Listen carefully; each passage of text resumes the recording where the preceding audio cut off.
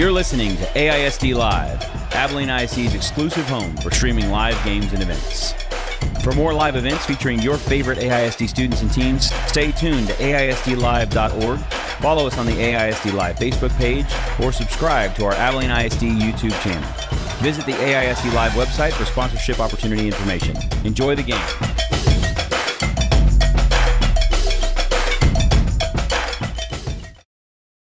Good evening, everybody, and welcome to Shotwell Stadium, a wet, windy, stormy Shotwell Stadium as we get ready for the 65th annual Crosstown Showdown here tonight between the homestanding Cooper Cougars and the Abilene High Eagles. Both 1-0. I'm Jimmy Poga, along with Rick Kaysen. We'll be bringing you tonight's ball game. And, Rick, what a matchup tonight, because it's going to be Abilene High's Braden Henry on offense against Dyson Davis on the Cooper defense. Yeah, it's going to be a tremendous ball game tonight. Both teams coming in off of season opening wins, something the Cougars haven't done in 5 years.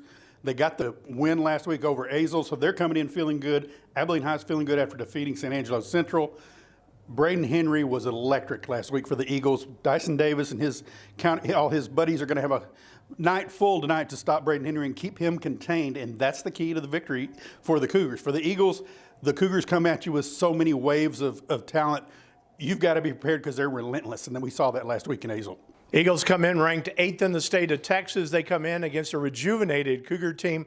Ought to be a good one when it finally gets started here on AISD Live tonight.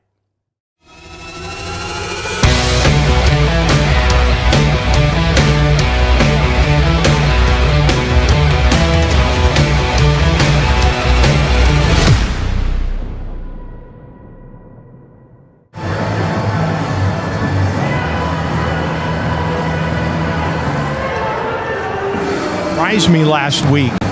Cooper's really long. Yeah. I did not see that, honestly, in 7-on-7. Didn't see it in a lot of things, but then when they got out there last week, I thought, this team has a lot of length. They can sit there and make plays in the open field. They have good closing speed. They have good speed on the perimeter. I was really impressed. Yeah, I think one person that really impressed me last week was Jace Johnson, in that he brought a length to the Cougars at the receiver position that we haven't seen since Myler Royals was here. He caught just a receiver screen pass, took it into the end zone. He brings something special to the offense. And then you've got, as you said, on defense, the length of the team is just tremendous. They're not huge, but they've got length, and that's going to be hard to deal with. We're going to welcome in our viewing audience here tonight on AISD Live. Glad you're with us. Seats are left, but it's a good crowd on hand here in the early going. Yeah, crowd is still filing in, parking lot filling up. A game where people are going, I don't know what this weather's going to do. Well, and I was getting ready to leave home. Yeah. And, I mean, driving on the loop, getting here was crazy. It was raining so hard. It was pouring hard. I got ready to leave, and it started raining as I was putting my stuff in the truck. So, yeah, we got here, and it's pouring. So it's great, though, to be out here. It cooled things off, I'll tell you that much. Yeah, it did. Crosstown Showdown is always a big matchup. These two teams, the kids know each other so well. The coaching staffs know each other so well. It's not the same hatred it used to be, I guess you could say. Yeah. But since it's not a district game, that your season's not riding on it. But getting to line up across from a guy that you played Little League Baseball with, or that you go to church with, or whatever, that's fun. And I think the kids enjoy it a lot now. And it's really a good measuring stick. You know, Abilene High comes in ranked number 8 in the state in one poll, number 9 in another. Are they that? We'll see tonight. I was laughing at this, Rick. I was thinking about this day. It's my 35th Crosstown game, and I thought, I have grown up with this series. Yep. You know, it's one of those deals where I have called more than half of these games that have been played, and it's just crazy to sit here, because we've seen some great games. You and I were talking about a Blizzard game that I saw. I mean, I was not old enough to be calling games in, but I just saw it and witnessed it, and I thought, wow, what a this rivalry dates back. There have been great players, great teams, state champions, state runners-up. I mean, it's been a fantastic series. Back-to-back years, overtime game here, playing for the district championship, and double overtime, I think they both were. Yeah. You know, Abilene High won one, Cooper won one. Just a great atmosphere, you know. When the stands would open up then, you would see the stands fill as soon as the gates open. So it's a fun rivalry. You know, I think the bitter part of a rivalry for Cooper now goes to the Wiley game, since it is a district game, and there's more on that one. But Cooper Abilene High will always be a special game. Talked to both coaches this week, and you know, they were both complimentary of one another. But one of the things that really struck me in the ball game, Mike Fulham was talking about. He said, you know, it's interesting because it's just a new thing, and he said for every team, he goes, sometimes we get lost in the fact that we've done this for this many years, but he said, but honestly, it's a new thing for these guys. I was talking to my son Jamie earlier in the week, and he said, I remember stepping onto the field in 2016. And he goes, it was the loudest stadium I'd ever been in. And he said, and you sat there and thought to yourself, wow, I was anticipating this my whole life. And a lot of people are kind of that way. But I got to give a shout out to our new principal, Mr. John Patrick down there. He said, I want to walk where our kids, my student council kids, asked if he would walk with them tonight and go for the gift exchange. He was like, absolutely, I'll go. So he's the old-looking kid there. He has really fit in at Cooper. Yeah, he's I great. hear nothing but tremendous things about him and the job he's doing for the Cougar fans. Yeah, he is fit in really quite well. You know, it's hard to lose someone that was so important to your campus as Lindsey Williamson, who went downtown and is the director of secondary curriculum now. But Mr. Patrick filled that in just seamlessly. Good. Fixing to have the field yell from the Cougars. We were going to have the tunnel run, but it was canceled tonight due to the weather. Of course, the West Texas Fair going on across the way just to the east of us. Rain has to happen. Cooper Abilene High game, fair. It's that time of year. It's got to rain. But it looks like it's going to turn out to be a beautiful night here at Shotwell Stadium. You know, I can't stress enough. I said it in the pregame that we shot for the TV. You're going to see two of the premier players, not in districts or not in Abilene. You're going to see two of the premier players in the state tonight. Braden Henry, I was asking Coach Fullen, I said, where's he going? Who's talked to him? He goes, well, you know, NIL has changed everything. And he said, one of the things he said, he's been, Tech was on him early. He said Navy is on him right now. He said UTSA, Stephen F., some schools like that. He's a little small, but my goodness, he can run. Yes, he can. He's going to be a surprise for somebody. Just thinking, you see him go to Navy and get in that option offense? No kidding. Oh, wow. Yeah. Get him around the edge and watch him say goodbye. Meanwhile, for the Cougs, you've got Dyson Davis. And Dyson, a four-year starter at defensive end, defensive player of the year in the district, preseason district player of the year. Has signed, he's committed to UTEP. I'm really excited for him getting to go there. He will play on the defensive line for Chris Jones. Chris, the former assistant coach at Hardin-Simmons, and just a superb human being. And so I think they're getting a great deal with Dyson Davis. Yeah, I mean, and to watch him grow as he's played. I mean, when he was a freshman, Coach Roan and the staff knew this kid's going to be special, but we've seen him grow a little in height, put a little bit bulk on each year. This year, he's no longer a youth. He's a full-grown man. He absolutely controlled the line of scrimmage last week against Azle. You know, and he had 2 sacks. I think he said 8 or 9 tackles, something like that. But the thing is that he sets the edge so hard that his presence is felt if he's not making a play. The other thing about him is I thought last week the Massawemas, Israel at the nose, Isaac at the other end, I thought they did a really good job. The front 7 of Cooper absolutely neutralized Azle. Azle was not expecting that. No, they weren't at all. In fact, talking to Coach Roan, he told us that Azle's coach, Devin Doris, told him that Cooper was a lot more physical than they were. You talk about Dyson. I noticed last week that Azle was committing 2 to 3 players to block him every play, and he still made such a big difference. One of the things I talked to Dyson a couple of days ago, one of the things that he said about tonight, he goes, we, as a defense, we have to make Braden know that we're here. And he goes, you don't have to have 10 sacks. He goes, that's, with somebody that runs like he does or whatever. He goes, but he has to know we're here. He said he can't. If you watch the film of San Angelo Central, there were a lot of times that Central's defense did not look like they were there. And Braden just ran over, around, and through them. And he said, we have got to make him feel us a little bit. He had a punt return last week where he took it on the far side of the field, came across the field and took it to the end zone, and it didn't look like there was anybody else in the picture at all. He's a special athlete with tremendous speed. Cougars have got to keep him contained, limit his breakaway plays, and then they'll have a good chance. Well, in Abilene High, everybody talks about Braden being, what a great receiver he is, but Abilene High has done with him for a couple of years what Cooper is doing with Jaden Carrillo right now. Get the ball in the hands of your playmakers. Yes. For Braden Henry, athletically, he may be the best player. Jaden Carrillo is probably the most dynamic player that Cooper has, and probably sees the field the best, high football IQ, high motor. But what happens when you start thinking about that and how this has to go, you put the ball, like I said, with Braden Henry, sometimes he will quarterback, sometimes he'll be the receiver, a punt returner. Okay, if he drops back in punt formation, don't punt the ball to him. Exactly. You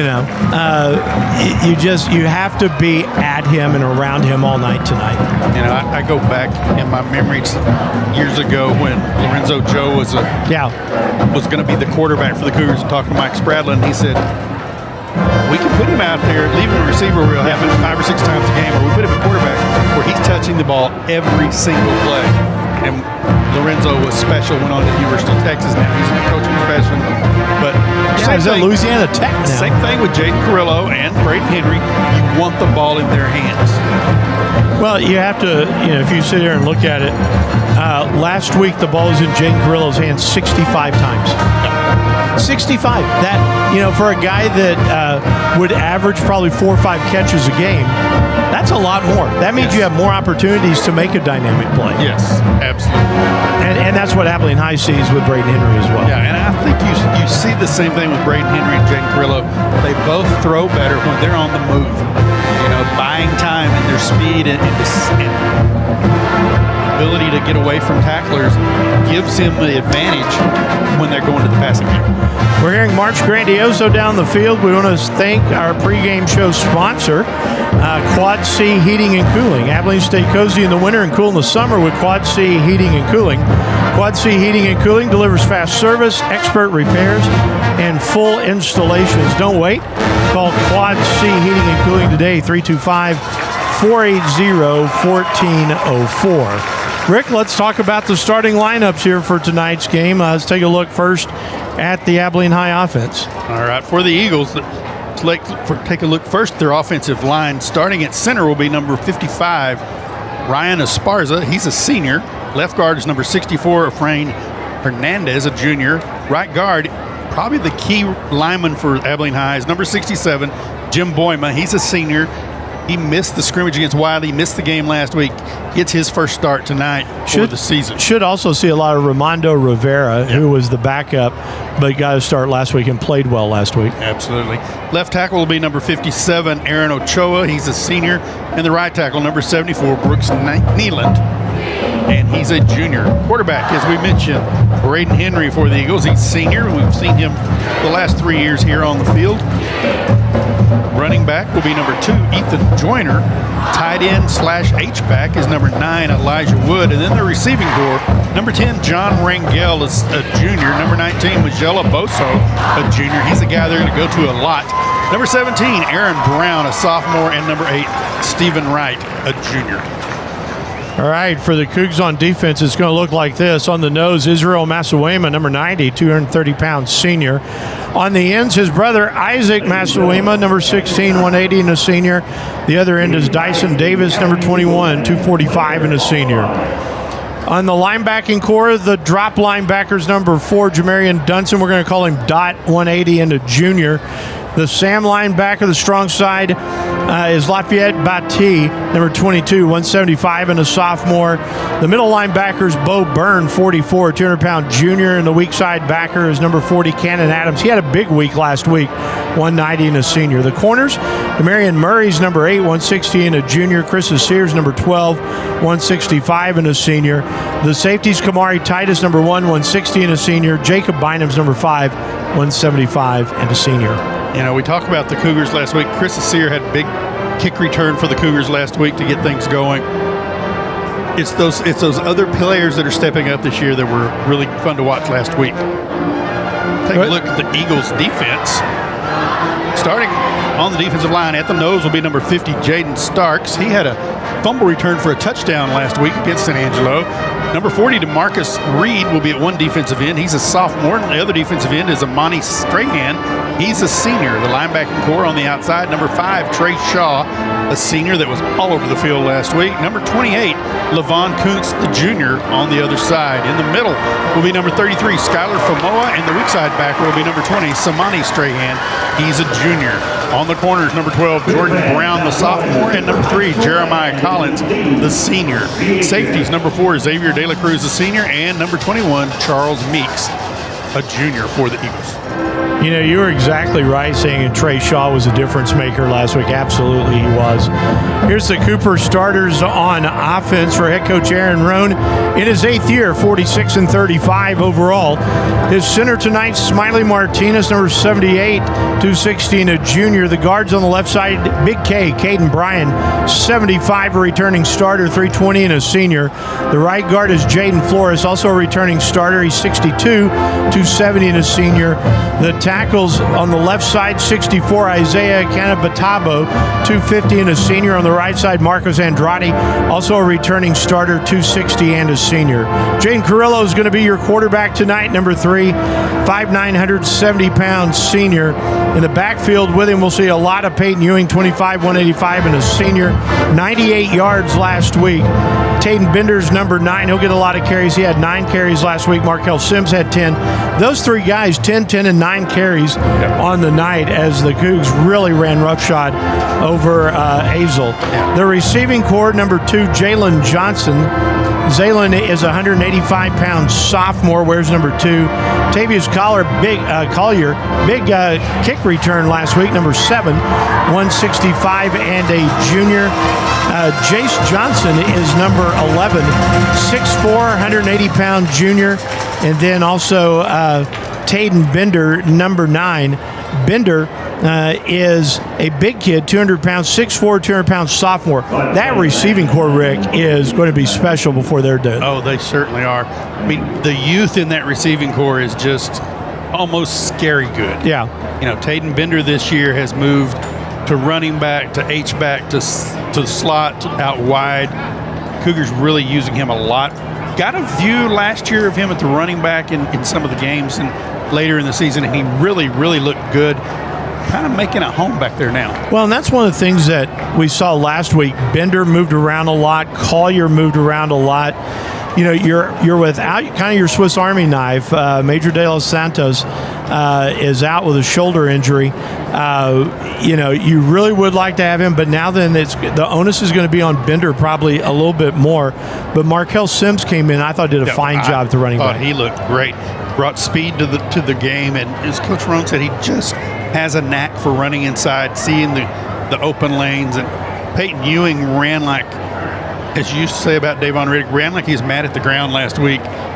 Did tremendous, scored 3 touchdowns. Jaden Carrillo had 2 last week. It was a fun night last week. This one should be a lot of fun tonight, too, as this is going to be a great ball game between 2 really good teams. Yeah. Our officials for tonight's game, the referee is David Hullum. Winky James is going to be the umpire. The head linesman is Dennis Campbell. Side judge Sean Draughty. The linesman is Kobe Ford. Field judge Marshall Head, and the back judge is Phil Hill.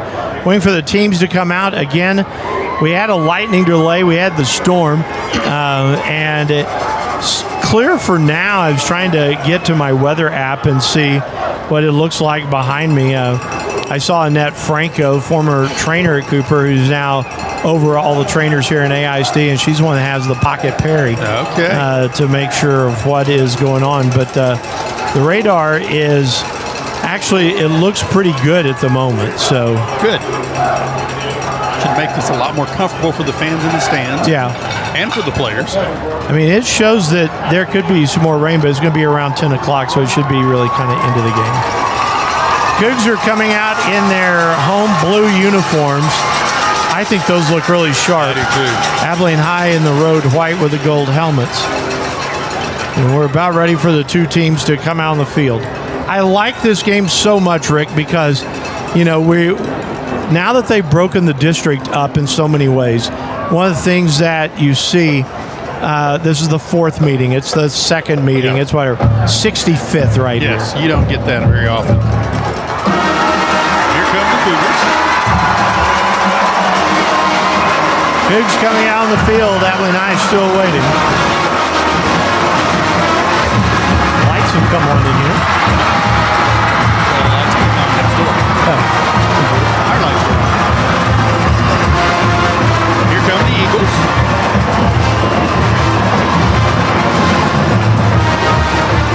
Got a couple of bits of trivia for you, Jimmy. All right, let's hear it. Cooper leads the all-time series against Abilene High, 36-27-1. After its victory over Azle last week, Cooper starts the season 1-0. In their history, that's happened now 39 times. In those 39 seasons, 38 seasons, because this is 39, their record in the second game, 29-8-1. And then the last one, last week, Cooper against Azle, Cooper was penalized one time for 5 yards. That tied the school record. Came in 2003 in a game at Grand Prairie, where the Cougars were only penalized one time. Well, and I thought that was the great thing about last week was how disciplined Cooper came out and played. They played even keeled last week, which we haven't seen in a few years, and I thought that was really fantastic to watch them in that.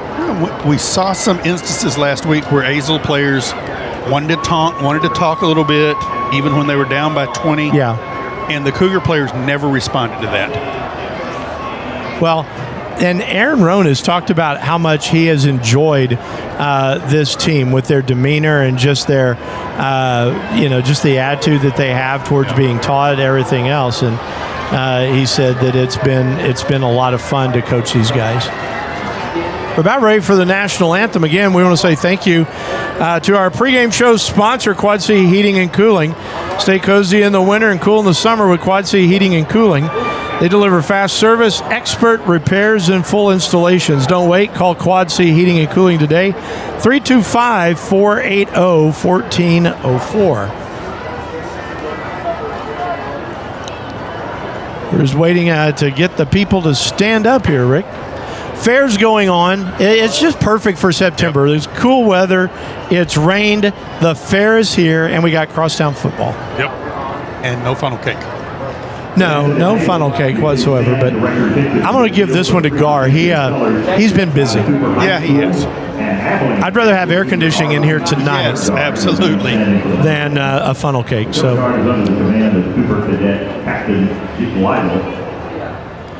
Got the colors coming out onto the field to post. And we will allow you to listen to the national anthem brought to you by the awesome Cooper Band here in just a moment. The Abilene High School flag bearer is Cadet Master Sergeant William Brooks.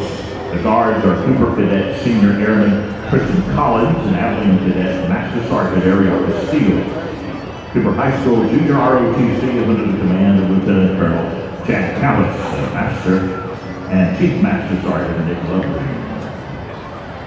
Ladies and gentlemen, please observe a moment of silence, giving you the opportunity to pause and reflect on the safety of the players, the spirit squad, and officials for tonight's game. We also ask that you be mindful of members of our Cougar family who made the ultimate sacrifice in the service of our country as members of the armed forces or first responders.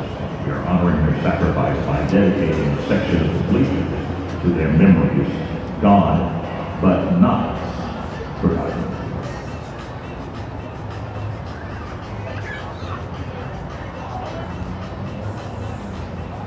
And now, to honor America, Our national anthem will be performed by members of the Abilene High School Pure Gold and Cooper High School Red Rhythm and Blues Squad. Oh, say, can you see by the dawn's early light what so proudly we hailed at the twilight's last gleaming, whose broad stripes and bright stars through the perilous fight o'er the ramparts we watched were so gallantly streaming.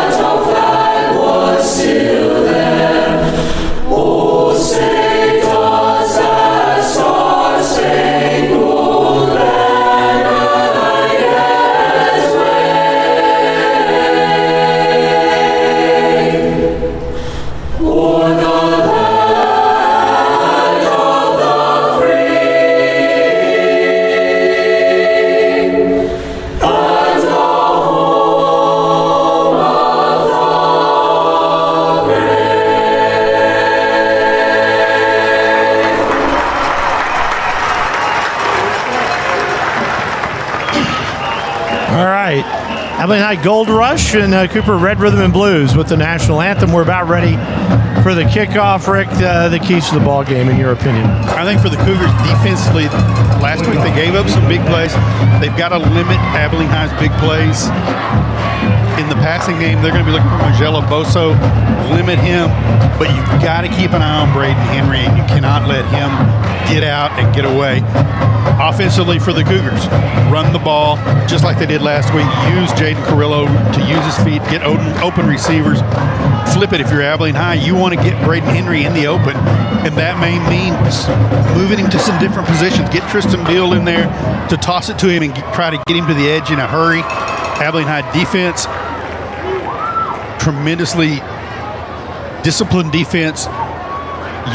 They've got to not let Cooper get behind them and force Jaden Carrillo to do something before he wants to. Cooper had 3 drives last week. They were longer than 5.5 minutes. They haven't had that in like 3 years. Well, what I was going to say is Braden Henry can't beat you while he's sitting on the east side. Exactly. So I think you have to look at that. Braden Henry, one of the captains tonight, along with Tristan Beal, 15, along with 21, Charles Meeks. And 80s or 17 is Aaron Brown. I'm trying to see who the last one is. I thought it was 87. That's not a number. I think it's 17. Aaron Brown. Oh, okay. For the Cougars, meanwhile, the captains, Cannon Adams is number 40. Caden Bryan is 75. Dyson Davis, 21. Jaden Carrillo is number 3. I think the phrase coaches would use, the hay's in the barn, it's time to play. Okay, so my people at Duncanville tonight, home opener for the Duncanville Panthers where Jamie is.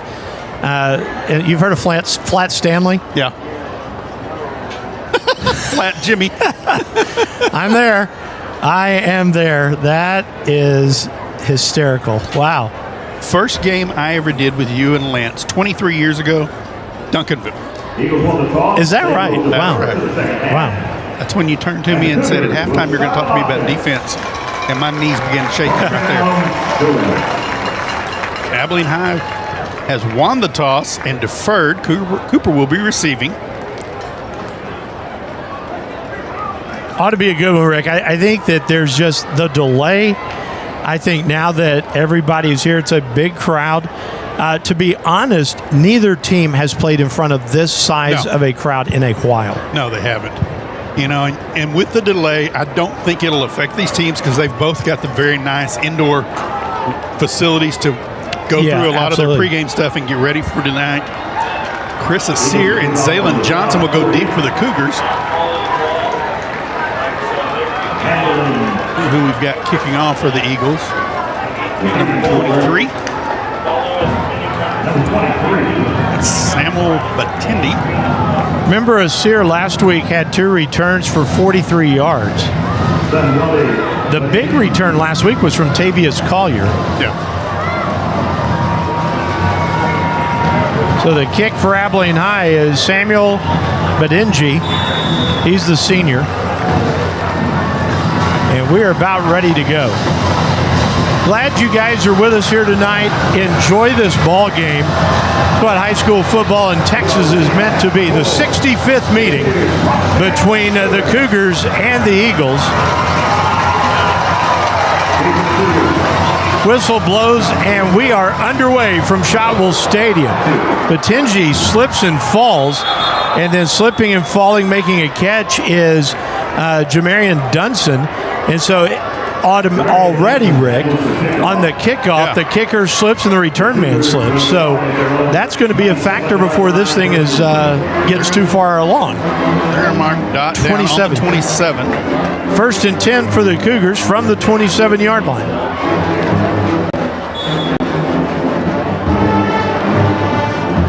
We'll see how good the Shotwell Stadium turf is. Winky James spots the ball. Cougs have it 1st and 10. 2 backs in the backfield behind Carrillo. Bender's at the top of our screen on AISD Live. And on 1st down, Carrillo tucks it under. He's going to run, and he gets thrown down at the 29-yard line, gain of 2. I think that play was a busted play. Yeah. Carrillo turned to either fake or hand off to Bender, and he had already taken off. Carrillo did a good job picking up 3 yards on the play. 2nd and 7 now for the Cougars. Bender comes out now, and it will be Markel Sims in the backfield, along with Peyton Ewing.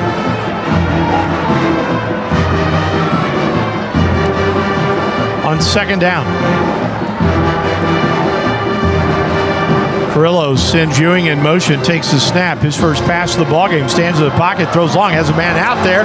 Pass is caught at the 40-yard line, 1st down, and more in the pass is caught by Kamari Titus. No, it's 7, it's Collier, you're right. So Tavius Collier has the catch at the 39-yard line. 1st down for the Cougs. If the Cougars can do that and stretch this Abilene High defense, you're going to open up the running game. Boy, Collier just ran under a nice little flag route. 1st and 10, 39-yard line, the line of scrimmage. Collier goes out wide to the left side. Chase Johnson is here on the right side. Snap comes back. Here's the handoff. Peyton Ewing gets to the 39-yard line, gets back to the line of scrimmage, nothing else. No gain on the play for the Cougars. 2nd and 10. Maddox Caspell and Zaylen Johnson come back in for the Cougars. Sims goes out. 10:49, 1st quarter just underway here from Shotwell Stadium. So now then it is Jace Johnson and Collier into the right side. Carrillo on 2nd down. Ball spotted at the right hash. Snap is back. Carrillo, a pump fake. Now he's being chased. He's going to have to tuck it under. Puts his head down. And Jaden Carrillo is going to be run out of bounds. I think they're going to give him the 37, Rick. Maybe a gain of 2. It's going to bring up 3rd and long. 3rd and 8 for the Cougars. 2 down territory. Carrillo did a great job. Was going to throw, but decided against it. Didn't get the look that he wanted. Pulled it down, got what he could. Picks up 2 yards, makes it 3rd and 8. I said 2 down territory. It actually may not be, because depending on what you do on this play. Yeah. Zaylen Johnson and Tavius Collier go out wide to the left side.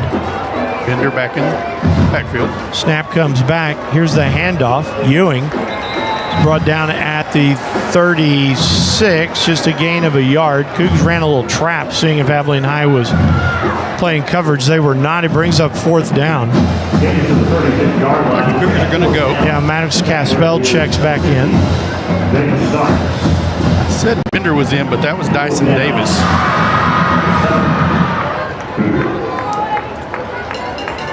Chase Johnson comes out wide to the right side, trips to the left on 4th down. Again from the right hash. It is a 4th down opportunity at 9:43. Carrillo takes the snap, Three-step drop. Stands in the pocket, looks long, throws long, has a man out there. Collier! Easy! Tavius Collier from 36 yards out. Wow.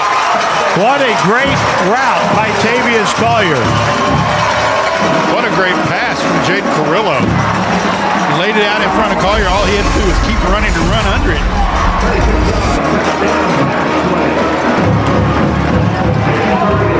So good job by Carrillo.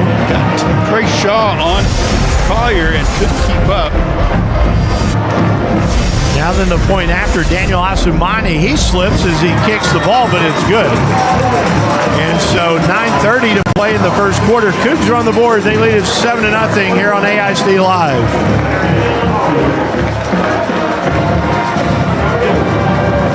Hello, Abilene. I'm James Montgomery, plant manager at Great Lakes Cheese. And I'm Trevor Hensley, production manager at Great Lakes Cheese. On behalf of all of us at Great Lakes, we'd like to say how proud we are to support all of our local high school sports through this sponsorship. At Great Lakes Cheese, we're not just a company, we're an employee-owned family. That means the people you see coaching, cheering, and playing on these fields are the same folks you all find working side by side with us every day. We love this community as much as we love our cheese, and we're honored to give back to the young athletes who represent the future of Abilene. Whether it's on the field or in the classroom, or here at Great Lakes Cheese, teamwork and dedication are what drive success. To all the athletes, coaches, parents, and fans tuning in, thank you for letting us be part of your journey.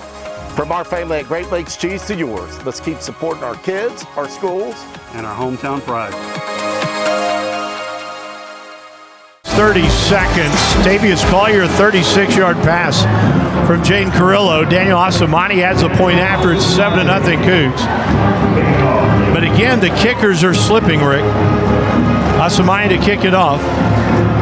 Hits it high and short. It's going to come down to the 22, and the return man slips and falls. And so it'll be a first down for the Eagles. About the 22, 23-yard line. I want to say hi to my friends, Rick, and your friends. Okay. Tony and Teresa Garrett listening to us from deep East Texas tonight.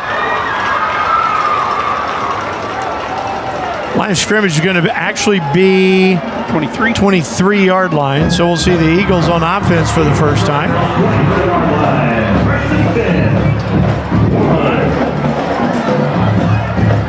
And Tristan Beal, the quarterback. Now they shift. Shifts everybody out. Braden Henry will join him in the backfield. So you got your two quarterbacks in the backfield. Now that Henry goes in motion, so it's an empty set, and on first down, Beal looking. He's hit, and down he goes at the 18. Whoa, how about that? The Cougs get a good rush in there.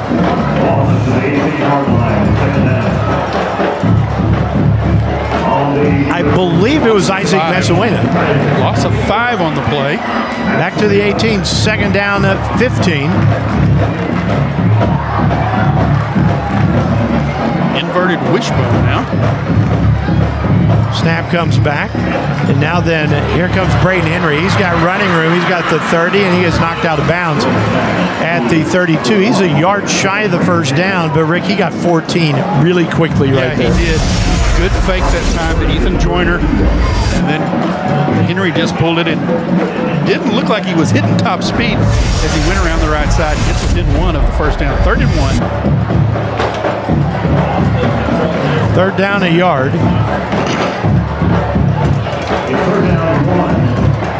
Trying to see the running back in the backfield, I believe, is Josh Castillo. He will run Tristan Beal on late. And now then Braden Henry goes in motion out here to the left side. Stacked I formation on third down. The handoff. Second man through, and that is Samani Strahan with the carry. He has a first down across the 35 to the 36. That's the thing that Abilene High does that is so difficult to defend. They keep coming at you formation-wise. Well, and you got to have your eye on Braden Henry, and that kind of gives you a little softness in there. Beal at quarterback now for the Eagles. First down from the 36. Again, trips go out wide left side. Henry's into the slot, near side. Snap comes back. Beal throws on first down, has a man pass caught, being knocked out of bounds on the play is Aaron Brown. Brown gets to the 44 of Abilene High. It's a gain of 8. Will bring up 2nd and 2. 8:04 to play in the first quarter. 7-0. Cougs with the lead. Christian Beal now 1 for 1. Jaden Carrillo was 2 for 2 for 68 yards for the Cougars. 2nd down. Henry. The snap, drops back, wants to run, being chased, throws off his back foot, puts it out there. This is going to be picked off. Cougs coming away with it. And with the INT is going to be Kamari Titus. And the Cougs have the ball in the turnover. Henry threw that off his back foot, Rick. And it was a tip. We'll have to see it on the replay, but it comes down to Kamari. Great play in front of the receiver. Dove up and tipped the ball away. Good pressure by Isaac Masuema. And there's the tip, and it comes down to Kamari. And so the Cougs have a first down at the 23-yard line, their own 23. 7.5 to play in the first quarter. Cougs leading 7-0. They come back to the attack.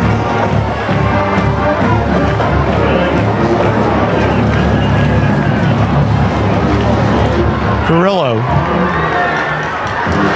takes the snap, the handoff on first down. Bender gets a yard to the 24. Bring up 2nd down. Abilene High's front 7 doing a good job against the Cooper running game here in the early going. The front 7 of Abilene High is saying you're going to have to throw the ball over us to beat us.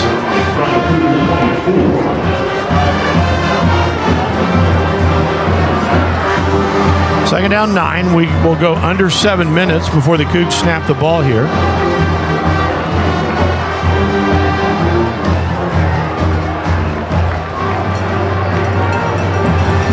Carrillo is set. Here's the snap on 2nd down. He stands in the pocket. He has some running room if he empties it. Jaden's going to run 25, 30, 35, 40, and he's knocked out of bounds. Got a flag on the play. Where's the flag? I don't know. I didn't see it. It's a hold against the Cougs. It's right there at the 28-yard line.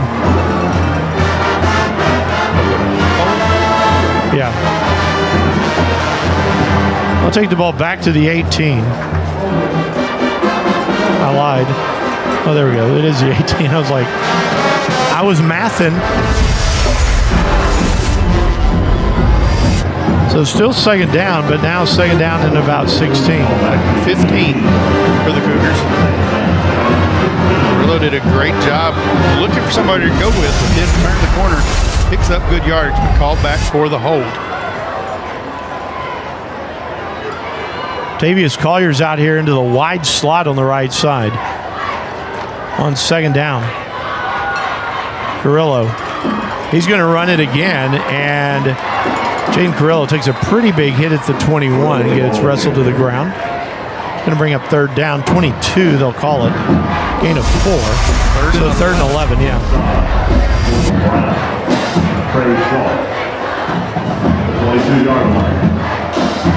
Zaylen Johnson working out there on that island on the left side. Collier and Jace Johnson come to the right. Maddox Caspell joins Zaylen out there to the left on 3rd and 11.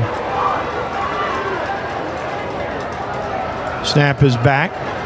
Carrillo stands in the pocket, looks, throws. That one's high, incomplete. It was intended for Zaylen Johnson. So the Cougs are going to have to punt it away. 11 yards to go for the first. Spot at 22. This will be the first punt for the Cougs this year. A.J. Rico comes on to punt. Braden Henry will go deep for the Eagles.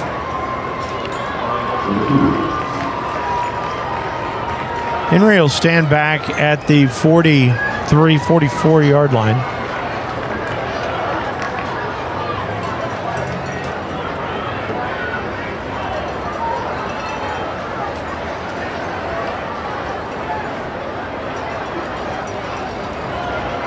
Snap comes back to Rico. Punt is away. Good kick. Good high kick. This one bounces, and Henry picks it up at the 25, gets a 1-yard return to the 26. 5:41 to play in the first quarter, 7-0 Cougs. Abilene High will have the ball for their second time. You know, it's kind of interesting. I get Braden Henry being your return guy. Yeah. I don't know if I do in game 2 in a non-district game. No. But you got to practice it somewhere. Worry a little bit about wearing him down as the season goes along. 53-yard punt for A.J. Rico. Yeah, Rico boomed that out of there. Braden Henry will come out. No, Tristan Beal's at quarterback. Beal was 6 of 11 for 46 yards last week. And on first down, here comes the reverse. Boso. And into the open field is Aboso. Aboso, one man to beat, he does. And Aboso is going to get a house call on this one. All the way, touchdown from 74 yards out. Miagel Aboso has gotten the Eagles within 1. A little bit of reverse. Just poor angles taken by the Cougars to make the tackle. And Aboso, with great speed, gets into the secondary, takes it down the sideline. Or the touchdown for the Eagles. Hayden Kemp on for the extra point. Beal will have the hold. Camp comes in for the point after. You know, Naim Segura, the 3-year starter at kicker, got hurt back in soccer season, and the kick's no good. He pulled that one. So, 5:27 to go in the first quarter. Our new score, Cooper 7, Abilene High 6. Here on AISD Live. We're back right after this.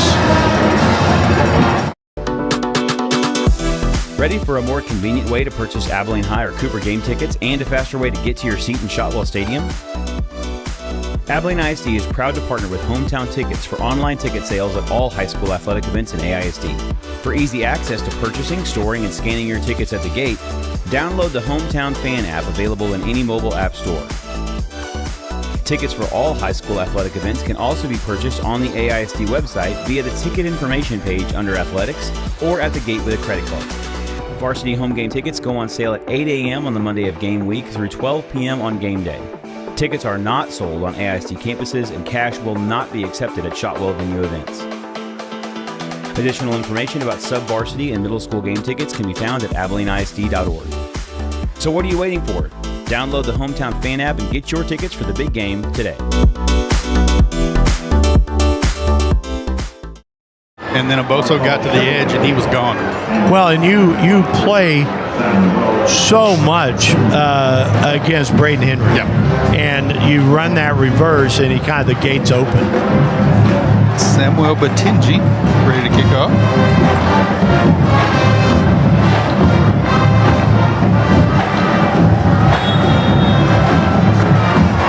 I want to say hi to Cindy Hawkins and Paula Perez listening to us tonight. Hope you guys are well. We miss you.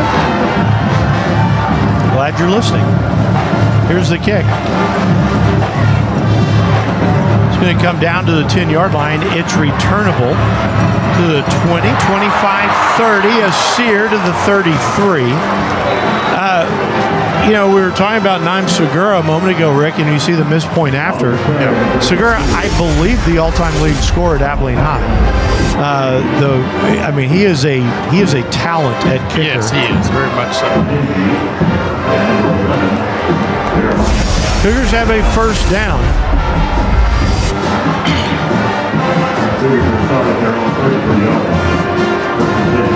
First down, Jaden Carrillo. Behind his center, Smiley Martinez on first down. Snap comes back. Carrillo rolls out, throws left side, has a man pass caught out to the 37. And really slow getting up there is Tavius Collier. That's not good. No. 37. Yeah. Collier's going to come out of the ball game.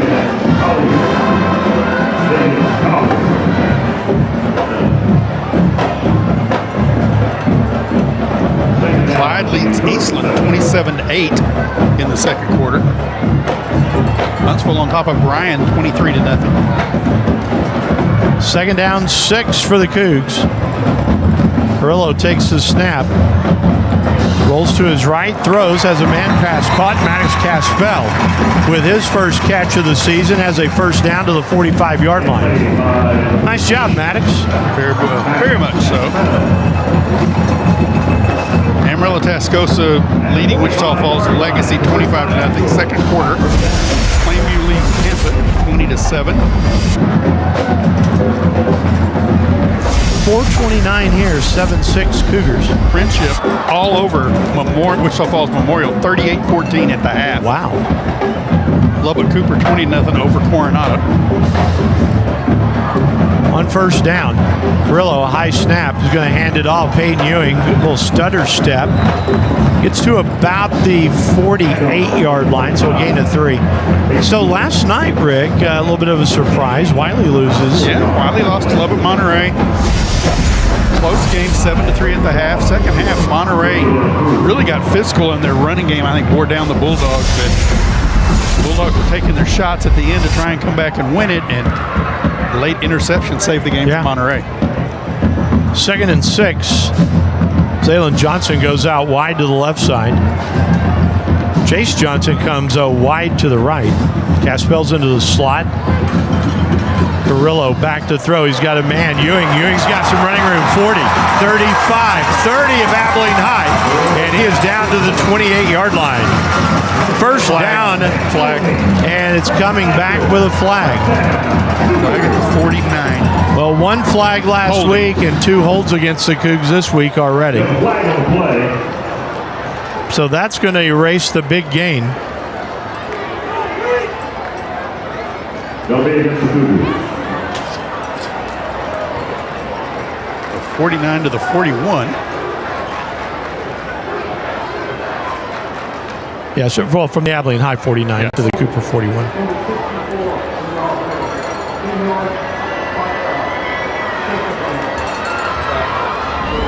Second and 14 now for the Cougars. Reception places the ball at the 41-yard line. Will remain second. 3:39. First quarter. Your Duncanville Panthers all over South Oak Cliff, 29-7. Wow. Second quarter.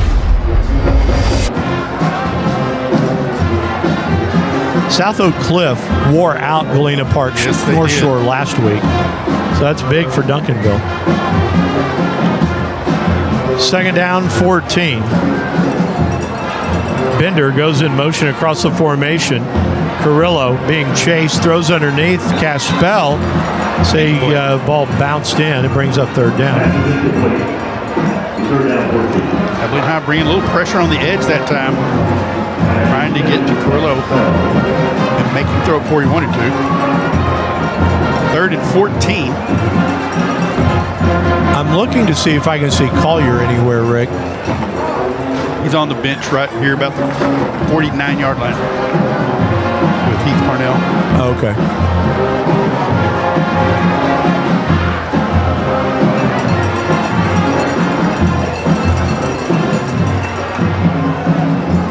So it's 3rd and long for the Cougs.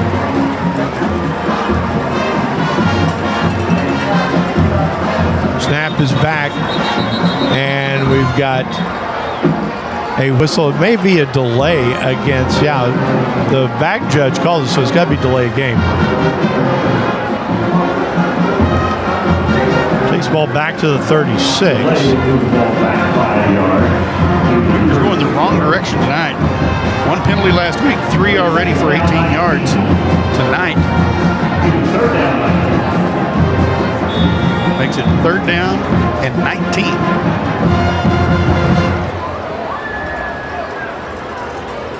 Collier seems to be okay, Rick. Good.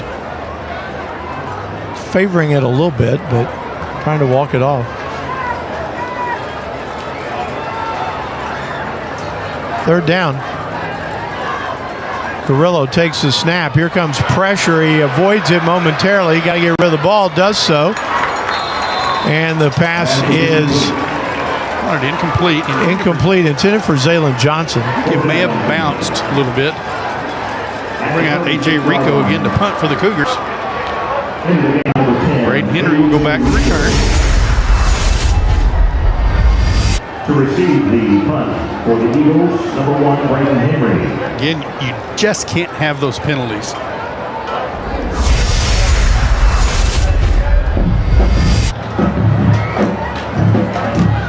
So Rico will stand back around the 24-yard line.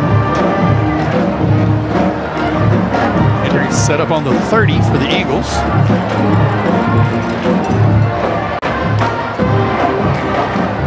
Snap is back. Rico. Another good punt. He's going to take a bounce at the 22-yard line and is down. He's got good hang time on it. Yep.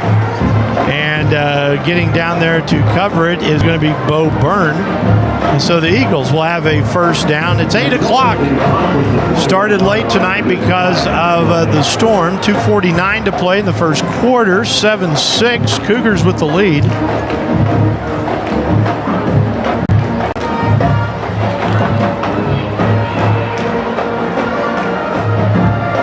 Rangers lead the Astros 3-1 in the third.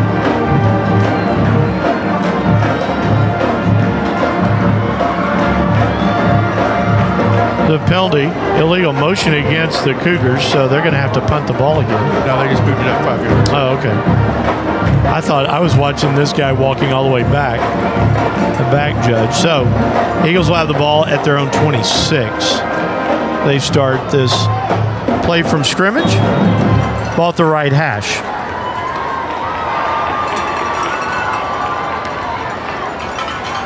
On first down, Beal, a pitch. And down at the 23 for a gain of a yard is Ethan Joyner.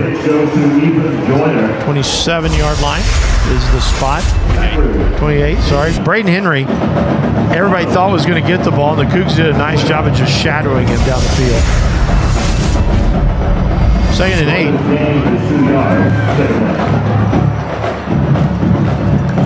8. Beal on 2nd down takes the snap. Looks to the side, has a man pass caught. Joyner again, and he fights a man off. Has a first down to the 38. That was Rangel.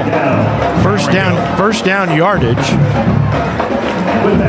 for the Eagles. John Rangel with the catch. Picks up the first down for the Eagles. The 2:12 mark.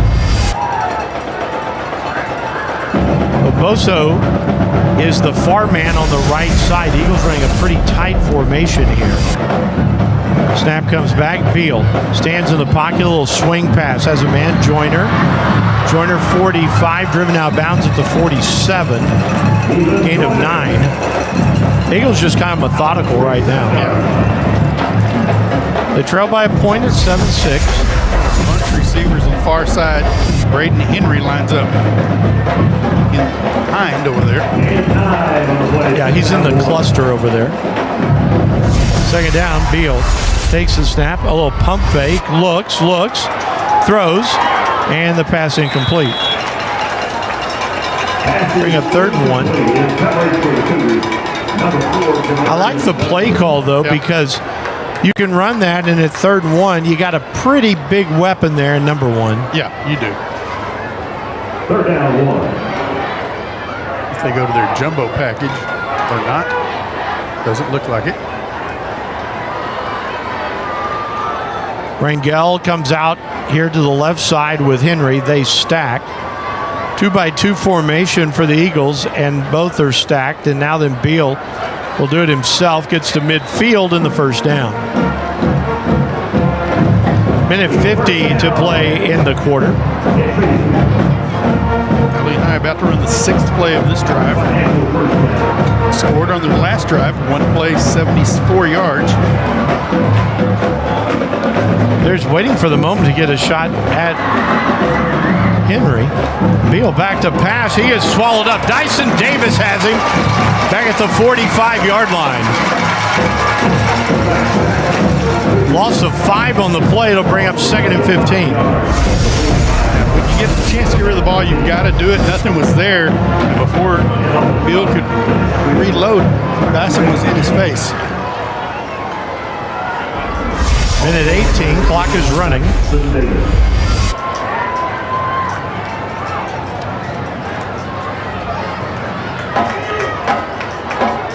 Again, Tristan Beal. Now then, Braden Henry comes out to the slot on the left side. On second down, they throw to Beal. Or excuse me, they throw to Henry. Braden Henry shakes one and cannot get out of the grasp of Jacob Bynum, and it's going to bring up third down. It's to the Cooper 43, 3rd and 3 now for the I started to say he's still got really good yardage. He got 12. Man, he's a weapon. He is. He got in the slot, and then he ran away from the line of scrimmage towards the sideline where you were in a chase to catch him. Picks up the yardage, 3rd and 3. Third down, Beal takes the snap, quick drop, throws. That one is going to be, it's dropped. I started to say, I thought it was going to be picked off. Cougs had 2 shots at it and couldn't come up with the ball. 4th and 3 now for the Eagles. Nearly had the interception. Demarion Murray had it in his hands, and it got away from him. Santiago Lozana's the one that tipped it up, and then Demarion Murray couldn't pull it in. So 4th down now and 3, and Abilene High's going to go for it. 14 seconds to play in the quarter. Maybe going to go. No, they've got to run the play. Yeah, Beal. They send Henry out wide, and we got whistle. Abilene High's going to call a timeout. Just before it got down to 0 on the clock, Abilene High has a timeout. Well, okay, so that tells me a couple of things. I was thinking Beal was about to quick kick that. Yeah. I don't think you call a timeout if he's going to punt. No. So now, yeah. So now I think you're absolutely going for it.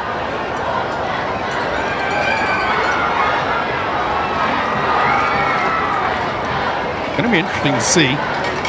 Well, I say that now. Then it's out the punt team. I think a personnel change. The play clock got away from. I would have taken the 5-yard penalty. Yeah, that's interesting. Yep. I would have thought they were going for it. And again, like I said, because you spend a timeout. I think Mike Fulham's been in this battle enough, though, to say, and it goes back to what he said when I talked to him on Wednesday. You know, you can't let emotions get the best of you. And so if Cooper were to hold Abilene High, the momentum goes Cooper's way. Yes. This kind of, this is saying to your team, I think we can stop them. What's this? De La Cruz punting? Yeah, is the Sear the one back? No. Punt is away. Bounces, and it's bounced out of bounds. It was actually Bynum back deep. Was it Bynum? Yeah, 5. So the Cougars will have the football as they hold Abilene High. 5 seconds to play in the first quarter. Out of bounds on the 16.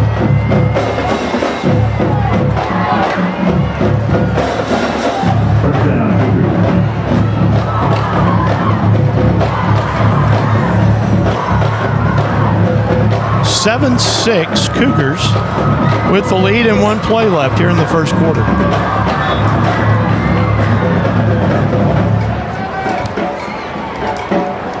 Zaylen Johnson goes out wide to the left side. Matthew Balvantine in now at receiver also. With Maddox Caspell on the far side. Carrillo brings Balvantine in motion.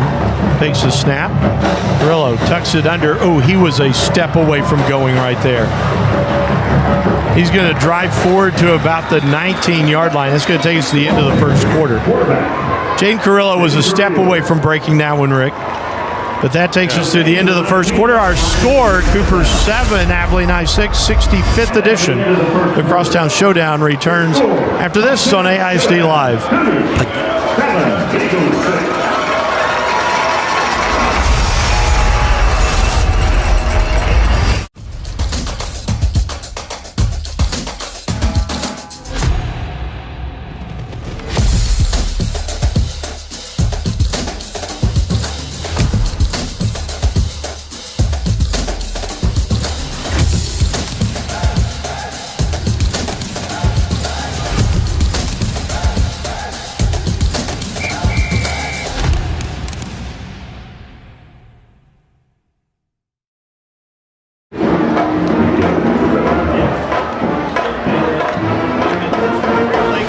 are proud to support local high school sports. Great Lakes Cheese is not just a company, an employee-owned family. The people you see coaching, cheering, and playing on these fields are the same folks you'll find working side by side with us every day.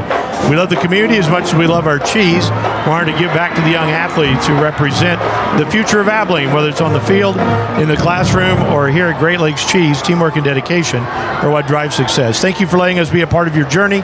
From our family at Great Lakes Cheese to yours, let's keep supporting our kids, our schools, and our hometown pride. Trying to find Tavius Collier. Cougars have a 2nd and 7, the 19-yard line, the line of scrimmage. Snap is back to Carrillo on 2nd down. He stands in, he throws, and he throws out a little bit behind. Well, it was Zaylen Johnson. Trey Shaw. Yeah, got a piece of it. Down. Our other premier sponsor, VIP Sports Getaway, is a proud sponsor of Abilene High and Cooper football broadcasts. If you have a large group that you need to get to a church camp or take on a trip, call VIP Sports Getaway to help us get you where you need to go. Give us a call at 676-1199 and let us treat you like a VIP.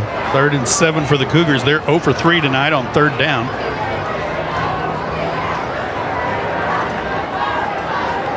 Bender in the backfield with Carrillo. Cook's going to that same 2x2 stack that Abilene High was running. Snap is back. Carrillo stands in the pocket, throws. That one's incomplete. It was in the vicinity of Jace Johnson. That'll bring up 4th down. The Cougars will have to punt for the 3rd consecutive time. Braden Henry will set up around midfield for the Eagles. Okay, Rico with 2 punts is averaging 48 yards a punt.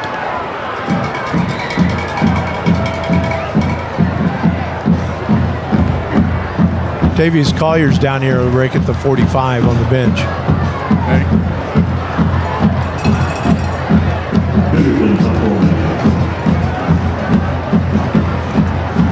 Rico's standing back at the 7. Punt is away. It's a shorter kick. That goes out of bounds. Boy, that did not go far. In fact, it goes out of bounds at the Cooper 28. So Abilene High gets a break on the short kick. Wow. 27 now. So the punt only 8 yards. He rushed that. Yeah. So now the Eagles in Cougar territory. They trail 7-6 in a prime opportunity here. On the plus side of the field, the plus 27. On 1st down. Here comes the reverse. Braden Henry wants to throw. Does so. Looks for Beals. Got him at the 10, the 5, and he's ridden down at the 1-yard line.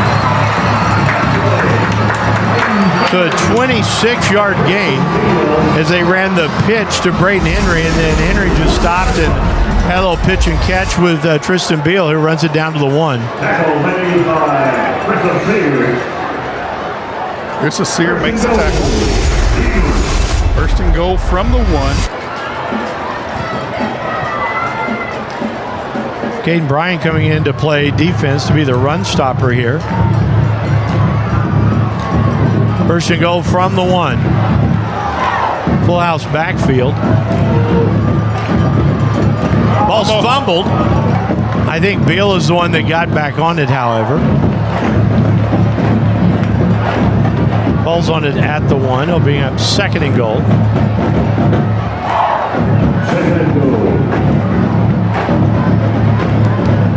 They'll change your personnel a little bit. Braden Henry comes in. I'm going to run out of the... We'll see if Henry lines up at quarterback. He will. Strahan still in the backfield. Yeah. Eagles try to spread the Cougar defense out now. So Braden Henry with Strahan in the backfield with him. Takes the snap. He keeps. Tries to get to the edge. He does. He's in. Touchdown. Braden Henry from a yard out has given Abilene High the lead. That's just speed, Rick. Yeah. Getting to the edge. Yeah. have to bite on the fake to Strahan, and then he just outruns the Cougar defense to the corner. Camp comes in now for the extra point. Beal will have the hold. That was set up on the punt. Snap, good job on the hold. The kick is up and it's good. So our new score, Abilene High takes its first lead of the night, 13-7 over the Cougs. We're back with more after this on AISD Live.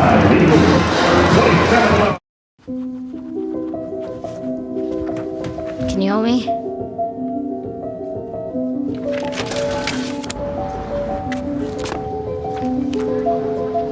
What you got there? Will you help my mom? Hey, crew, I'll give the first move to anyone who signs up to be an organ donor. How do you do it? Easy.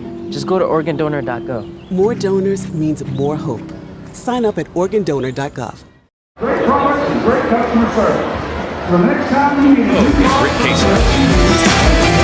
Eagles go 3 plays, 27 yards in a minute 27. Braden Henry, a 1-yard run around the end. Caden Camp's point after has made it 13-7 Eagles. Carissa Sear and Zaylon Johnson will go deep for the Cougars. Man, Braden Henry to the edge. Yeah. It's crazy fast. Yep. Well, and there's not very many teams anywhere that can match that speed. No, you can't. 23. The line. Down goal.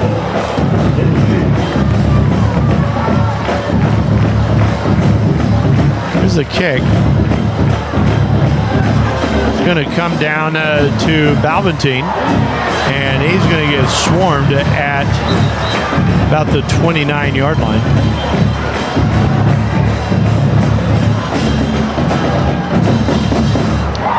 You may say the 30, 30-yard line. 1st and 10 for the Cougs.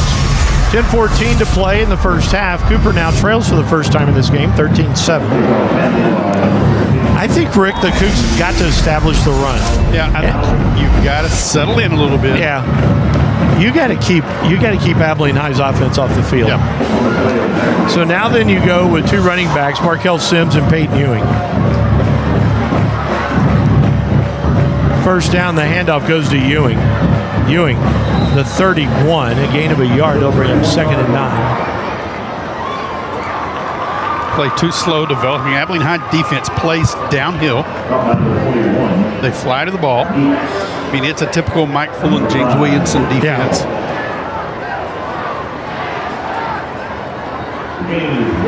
2nd down, 9.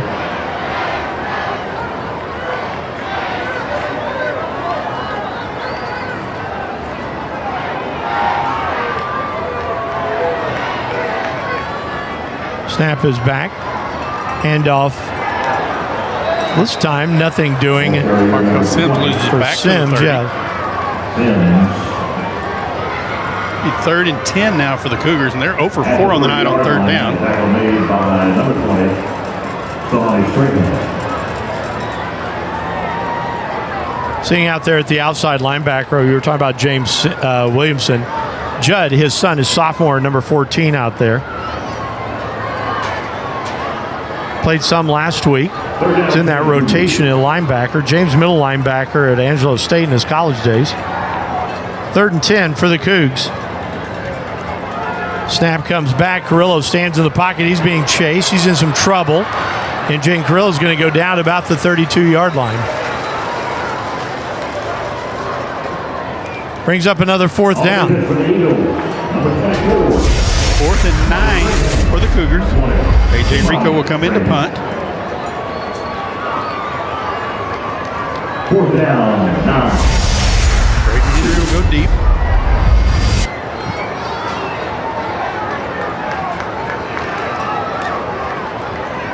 Henry stands at the 35. Number 10, A.J. Rico. Rico's got to shake off that last punt. Snap is back. It's a better kick. Takes a bounce, and will be downed at about the Eagle 37. 31-yard punt. 8 minutes to play in the half. Eagles lead by a 13-7. This is a key point in the ballgame for the Cougars defense right here. Well, you're saying that because if Abilene High can take some time off the clock, they have the ball to start the second half. You know, you need to put your offense back on the field. Turnover here would be great if you could flip the field. So first down, and now Braden Henry in at quarterback. He's got 3 receivers tight off the tackle, and now they all go wide.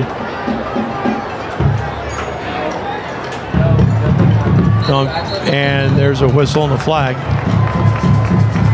It'll be first penalty of the night on Abilene High. Where on the wait, look at me. Wait at me. Where on the poles in last night? No. False start against the Eagles. Takes them back 5. Get first and 15 now.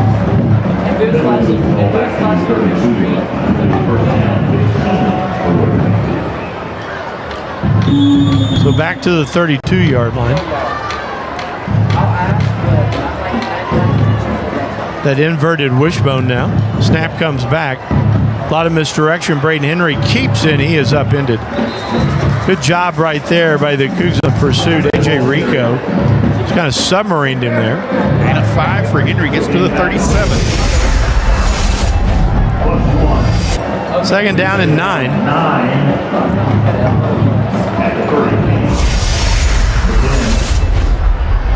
38-yard line, the line of scrimmage. Abilene High now starting to run the clock a little bit. Second down, one man in the backfield is Ethan Joyner. Henry takes the snap. Henry will keep. Henry almost to the second level. Gets pulled down by Israel Masuema. Gets to the 43-yard line, we'll call it. Gain of 5. To 3rd and 4 now.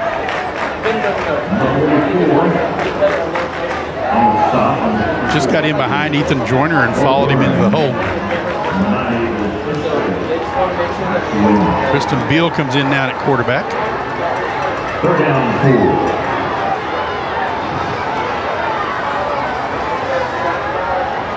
4. Now then they'll spread the formation. 5 wide for the Eagles here on 3rd and 4. Beal takes the snap, a pump fake, being pressured, throws underneath for Henry. He's got a first down. Has the Cooper 48-yard line. Again, Braden Henry, what a great check down right there. Yeah. Again, Abilene High spreads the field and then hits Henry underneath. First down for the Eagles. And like you said, they are running the time now. 6 minutes, 12 seconds to play in the half. 13-7 Abilene High. They're in Cooper territory. Snap comes back. Beal again on the slant. Has a man pass caught. And going to go the distance is Aboso. He's going to have his second touchdown of the night from 48 yards out. Miguel Aboso has another touchdown. Eagles now lead 19-7. Boy, that was just on that skinny post. He was right there. Yeah, Bynum tried to jump the route a little bit, got past him, and Aboso just a foot race to the end zone.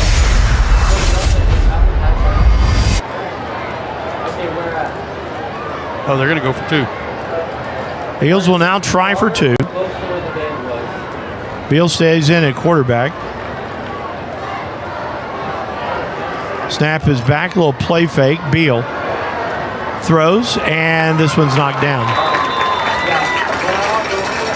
So now then,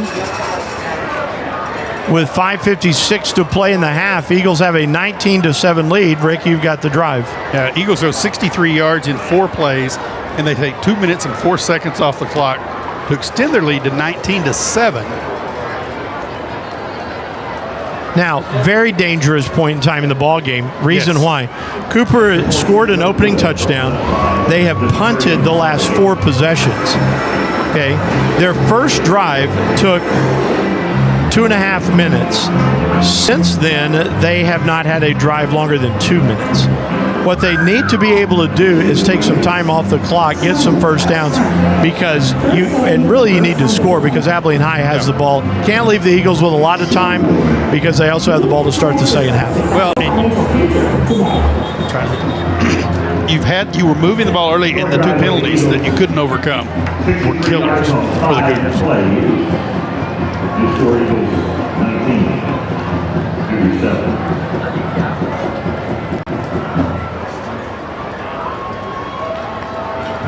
The Sear goes deep. Zaylen Johnson's with him.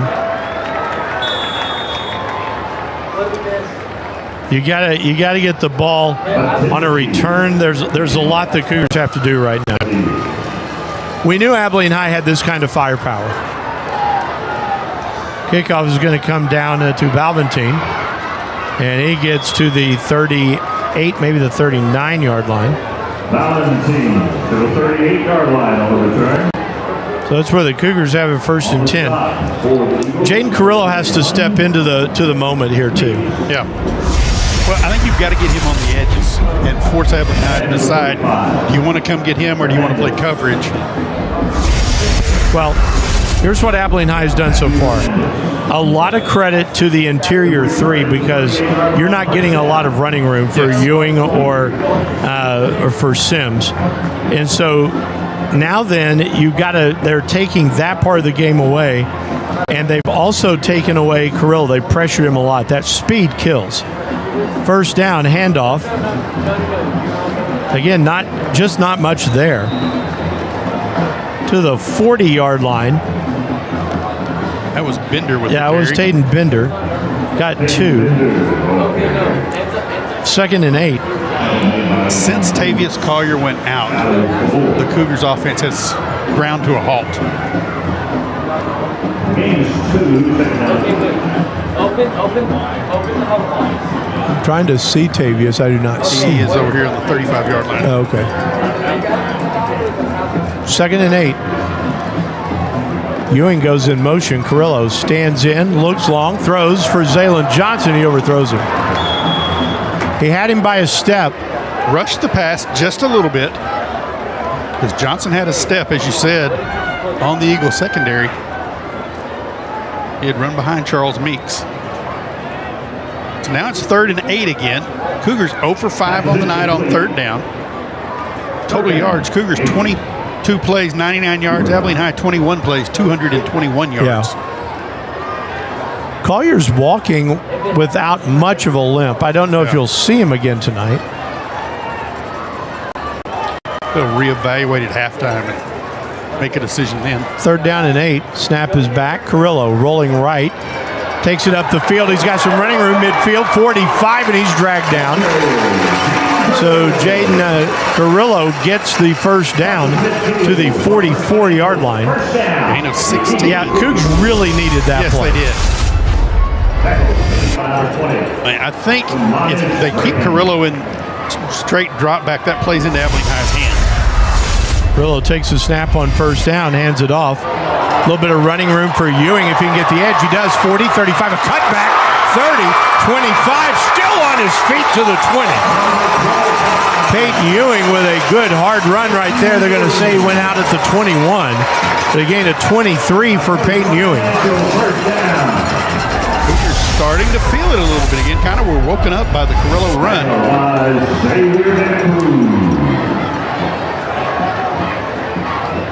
1st and 10, Cougars at the Eagle 21. Carrillo back to pass, throws. He's got Johnson in the end zone. Johnson, the catch caught, touchdown. Losing his helmet on the play, but Zaylen Johnson comes down with a circus catch, and the Cougs have the touchdown. Wow. You talk about how one play can wake up a team.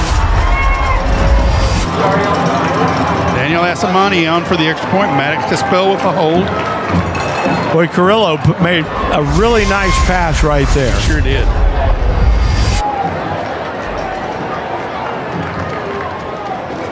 Asamani's point after his block is picked up. A scoop, an opportunity for the Eagles.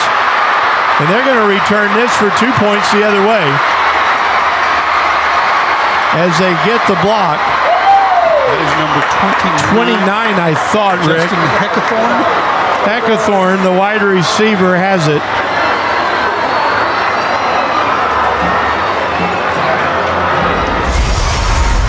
That makes it 21-13, Abilene High.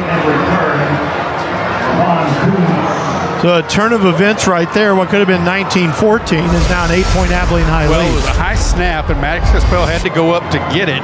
By the time he got it down, the Abilene High pressure was there to block the kick. You've got the drive. Yeah, Cougars go 62 yards in 5 plays and take a minute and 28 seconds off the clock. Our score now, Abilene High 21, Cooper 13. See, because Abilene High, and just to explain to everybody, Abilene High was behind. They were chasing points, and then they get the block, which gets you back on points, and you return it for 2. Those are the ones that you've missed. So you get to your 21, and Cooper's now sitting at 13. 4:28 to play in the half. At the half, Duncanville leads South Oak Cliff 29-14. Daniel has some money to kick off. 4:28 remaining in the half. Abilene High leading 21-13.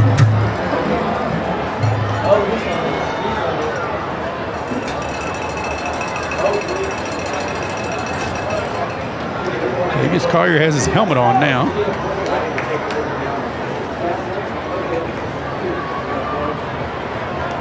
He's going to be making a case at halftime to let him back in.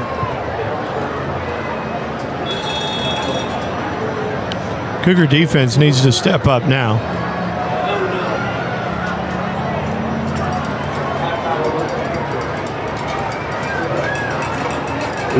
That's money maybe kicking away, trying to put it in the end zone. I don't know if you're going to kick anywhere close to number 1 back there. Short kick again. Fielded at the 23-yard line by Jeremiah Collins. Collins gets to about the 33-yard line. So 21-13 Eagles. Boy, that was a great play on the block, too. I didn't see who got it. I didn't either. But Maddox got spelled, nearly had to stand up to make the catch. There's Eagles will start on the 34-yard line. 4:23 remaining in the half. Cougar defense needs to stop here.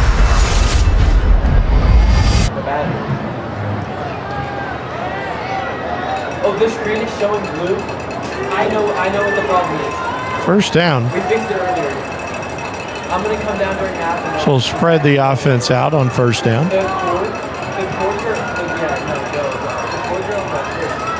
Snap comes back. Braden Henry wants to run, and he gets to the 38, maybe the 39-yard line.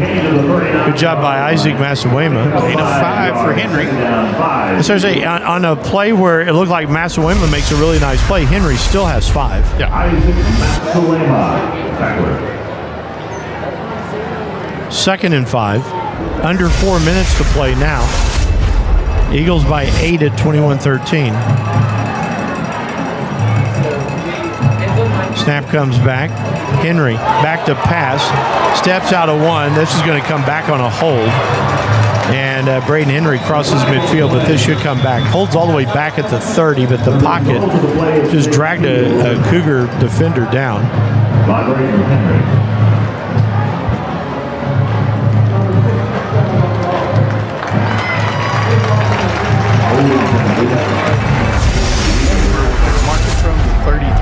You can see the hold right there.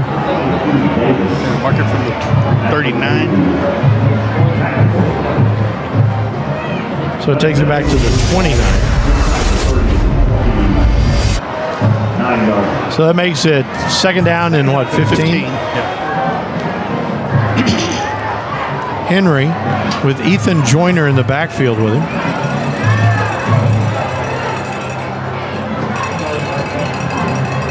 Henry takes the snap, hands it off. Joyner had a hole, spin, has yardage, and gets horse collared. He sure did. Ethan Joyner gets horse collared by Bo Byrne, and that's going to be an added 15, a first down for Abilene High. That's a good call. I mean, you can't argue with that one at all. Bottom line, Ethan Joyner should have been tackled in the backfield. Yeah. Somebody ran out of a shoe. There's a shoe back there at the 29.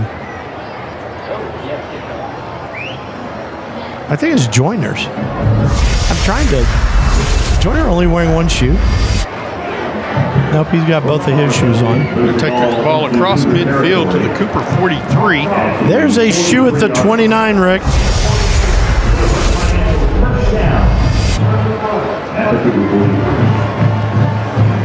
Someone's got to go get that. That's going to bug me the rest of the night.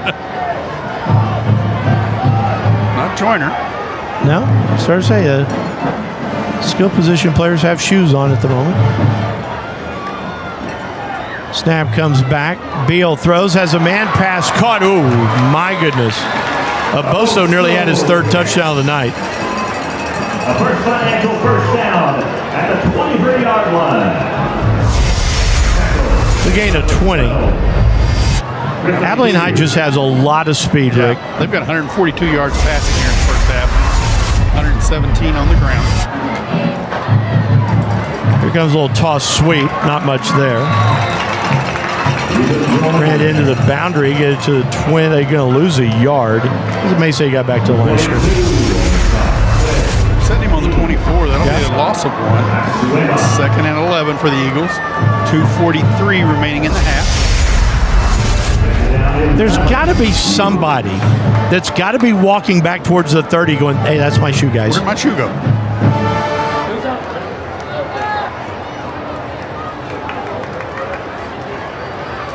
Beal on 2nd and 11. Henry now starts in motion. Snap is back. Here comes Beal turning it up the field, trying to split the defense, and he's knocked down at about the 11. First down. There's speed everywhere for this Abilene High team. But you have to be so aware of Braden Henry, and when you overplay him, that left a huge hole for Beal to run through. 10 from the 12. They moved to the 11, I'm sorry. At the 11-yard line. Timeout's called with 1:58 to play in the half. 21-13 Abilene High, and they're threatening more. Who called the timeout? Cooper? This is the 2 minutes. Oh, no. 2-minute timeout, yeah. 2-minute warning. The 2-minute timeout. Somebody get the shoe. It's at the 29-yard line on the north end. Randy, can you get a picture of that? Right in the middle of the field. At the half, the Chargers lead the Chiefs 13-6. Sixth inning, the Rangers still lead the Astros 3-1. Abilene High has a chance to really make this a tough one. You score here, and then you get the ball to start the second half. Well, and from the original interception, Abilene High has scored on 3 of their last 4 possessions. And I think the difference, Cooper was not able to overcome their penalties. Abilene High has. Yeah. Well, and I'm super impressed with Braden Henry. Yes. How versatile he is. We haven't even seen him return a punt yet. He's been back there. Now he'll come in motion. Here's the snap. The handoff goes to the short side to Joyner. The flag, I think that's a face mask. 4 flags right there. Number 2 is Ethan Joyner. Flags on the play. I think it's a face mask, like I said.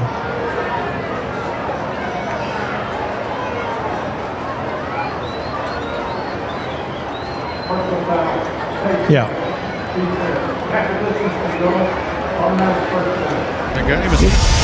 I'll give the officials credit. They have called a really good first half. There's the face mask. The penalty will move the ball inside the 10 to the 6-yard. 5-yard line. It's inside the 6. Abilene High. So first and goal for the Eagles.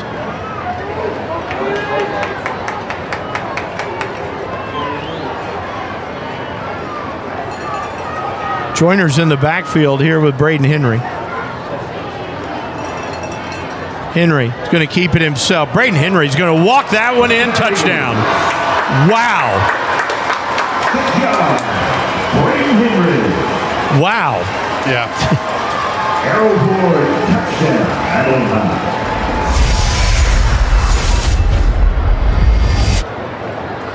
Oh, somebody ran and got the shoe. Nice. They get a block down and a kick out, and Henry runs through the hole for the touchdown. And he's so fast at doing that. Yeah, he is. Caden Camp for the point after.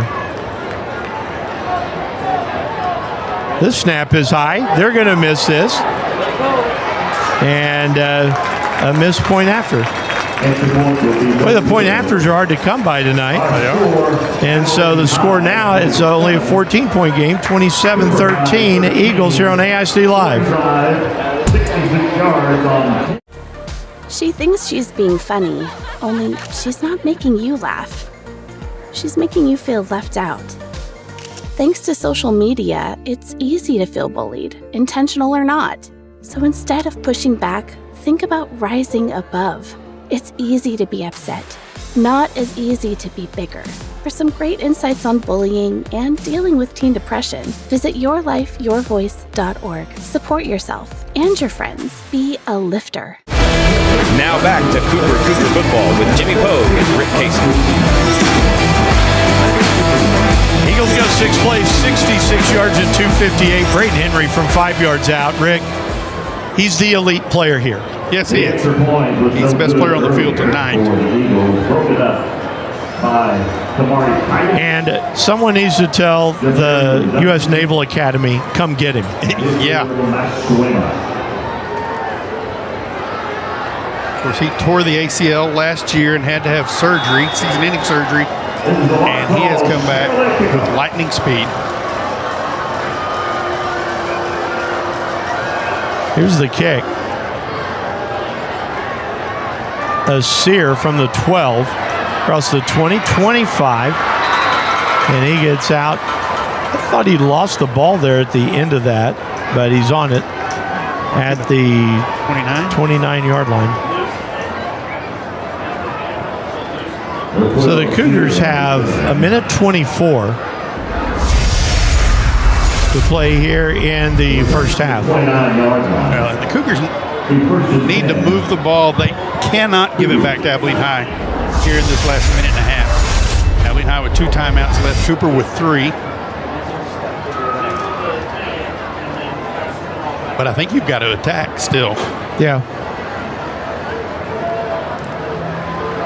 Ewing, the man in the backfield with Carrillo. Bender goes in motion. Carrillo rolls as a man, has Johnson. Gets out to the 34-yard line, gain of 5. Jace Johnson has only been targeted once, Rick. Yeah, that ball has skipped into him. You definitely got a height advantage with him. You got to use that stuff.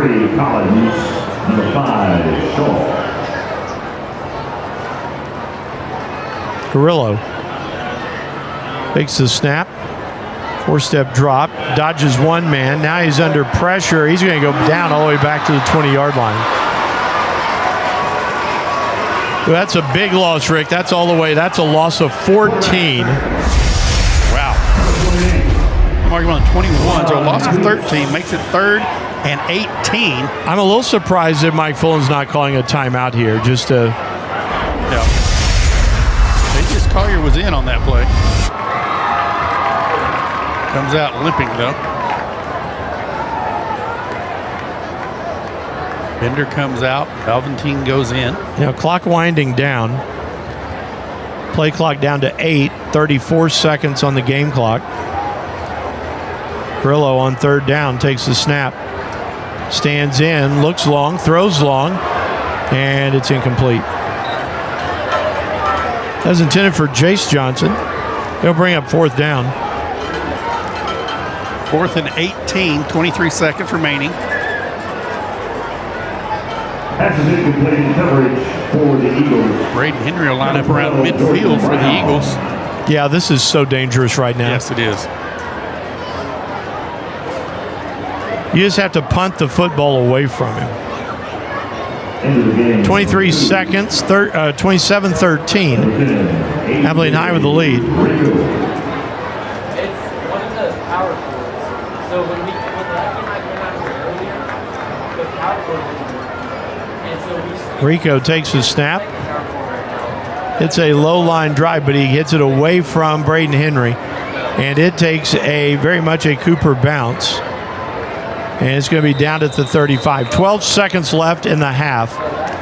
It's a fortuitous bounce. And so now then the Eagles, I don't think that you run a big play here. I mean, you're up 2 touchdowns. The reason I say that is because the one thing you don't want to do is open up your menu too much. Yes. You got a 2-touchdown lead heading into the half. And you don't really want somebody to see what you might try later in the year. That's just me, and believe it or not, I've been wrong before. No. I need to call Laura and ask her about that. Yeah. She'll be the first to tell you. So Henry's going to take the snap. Boso's in the near slot. Here with 12 seconds. Henry takes the snap. He's going to tuck it under. He gets to the second level. He's got more, and he's going to be brought down to 45. He almost broke that one. Yes, he did. Cannon Adams got him high and brought him down. But it's a first down to the 44 of Cooper. 5 seconds left. 5 seconds left. Eagles call timeout. Where did the drive originate? They gained 20 yards there, so 43. It all started here. Here's the memory, the stories, and a bond that has stood the test of time. 37 would have been the original start then.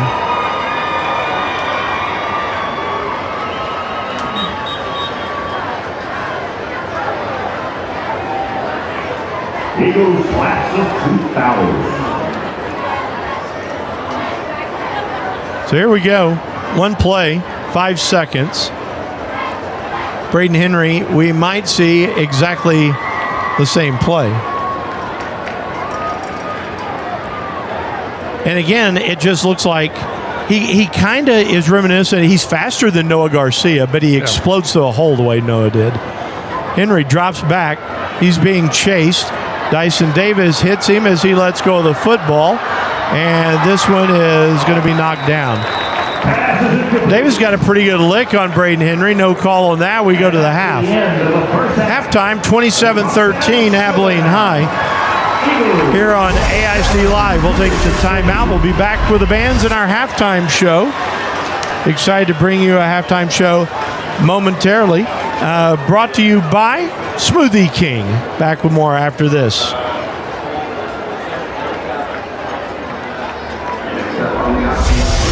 Meet Norm. He lives with anxiety, but with the help of this latest innovation from Be Normal, he can be normal, just like everyone else. With the swipe of a finger, you can project happiness, confidence, machismo. Why settle for being real when you can be normal? The Normal Maker, new from Be Normal. This item doesn't really work because there's no such thing as normal. We're all different. What we like, how our brains work. In fact, 1 in 5 of us live with mental illness. Don't filter who you are. Start by talking to someone you trust. And remember, there is no normal. Hey Abilene ISD community, want to catch all the action from Abilene High and Cooper High School games? It's easy. In addition to Facebook and Vimeo, we're now on YouTube. Just head on over to our YouTube channel by searching Abilene ISD and click subscribe so you never miss a live stream. Whether you're cheering from home or on the go, we're bringing the game to you. So join our online cheering section and stay connected with every play. Hit subscribe and get ready to show your school spirit today.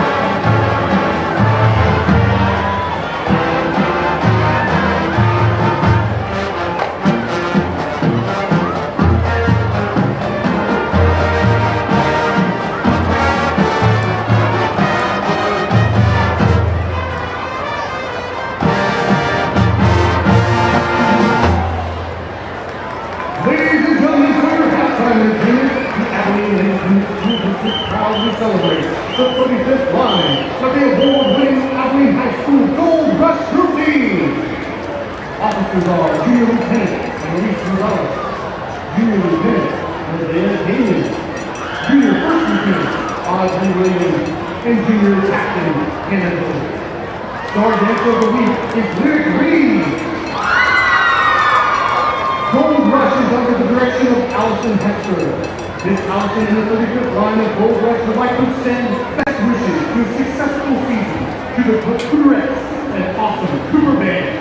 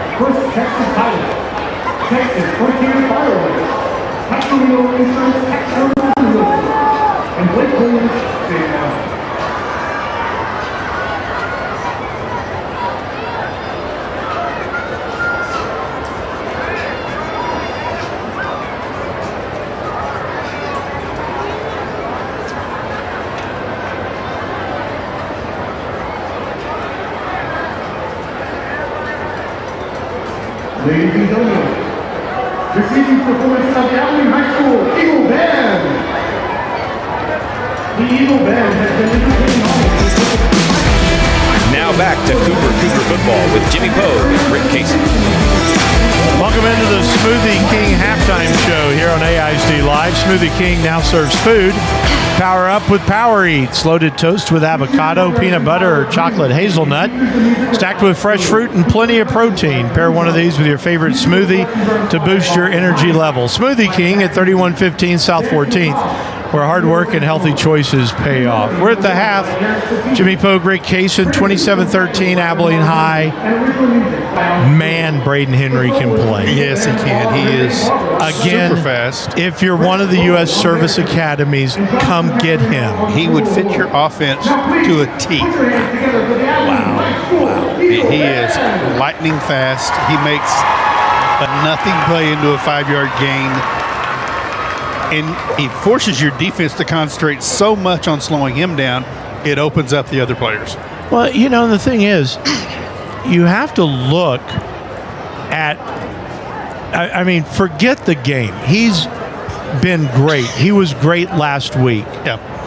What it took from the season-ending knee injury last year to get back to where he is right now is a lot of work. Yes, a lot of work. So kudos to him for what he's been able to do. Only going to get better as the season goes along and that knee continues to heal.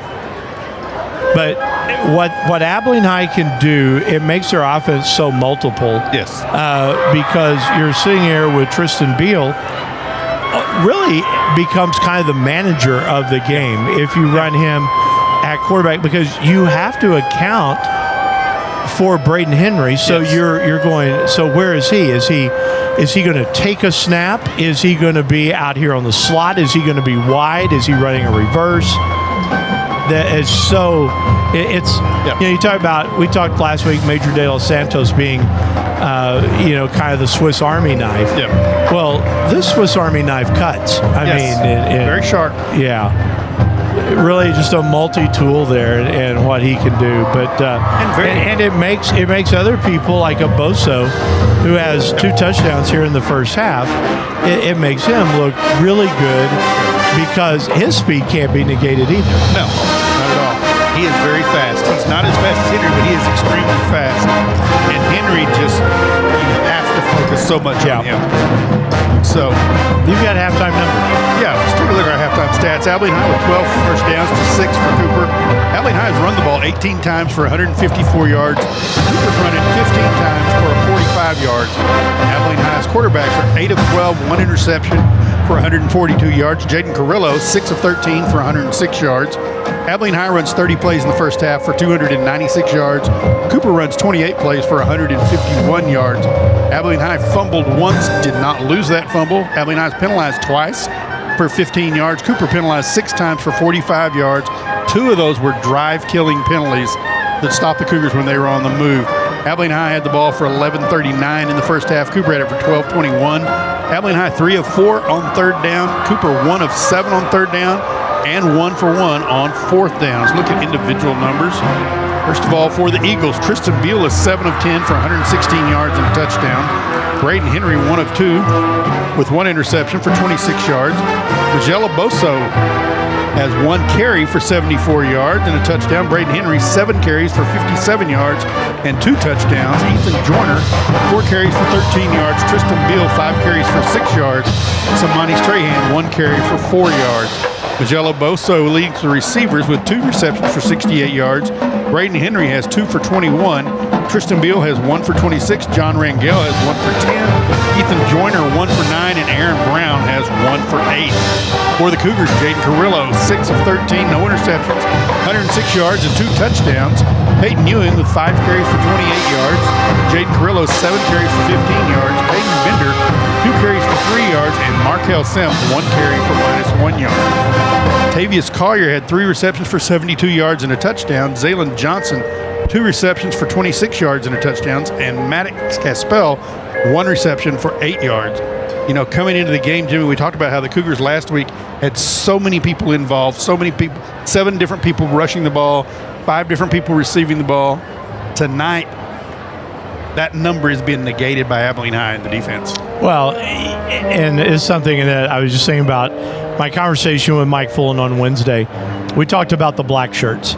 And I said, you know, some things, and you can say this because those guys have been together for so long, the coaching staff, but they have guys in elementary school and middle school that can't wait to be a member of the black shirts. They have had that unit going for so long now, and they take pride in it. It is something that it's an identifier for them.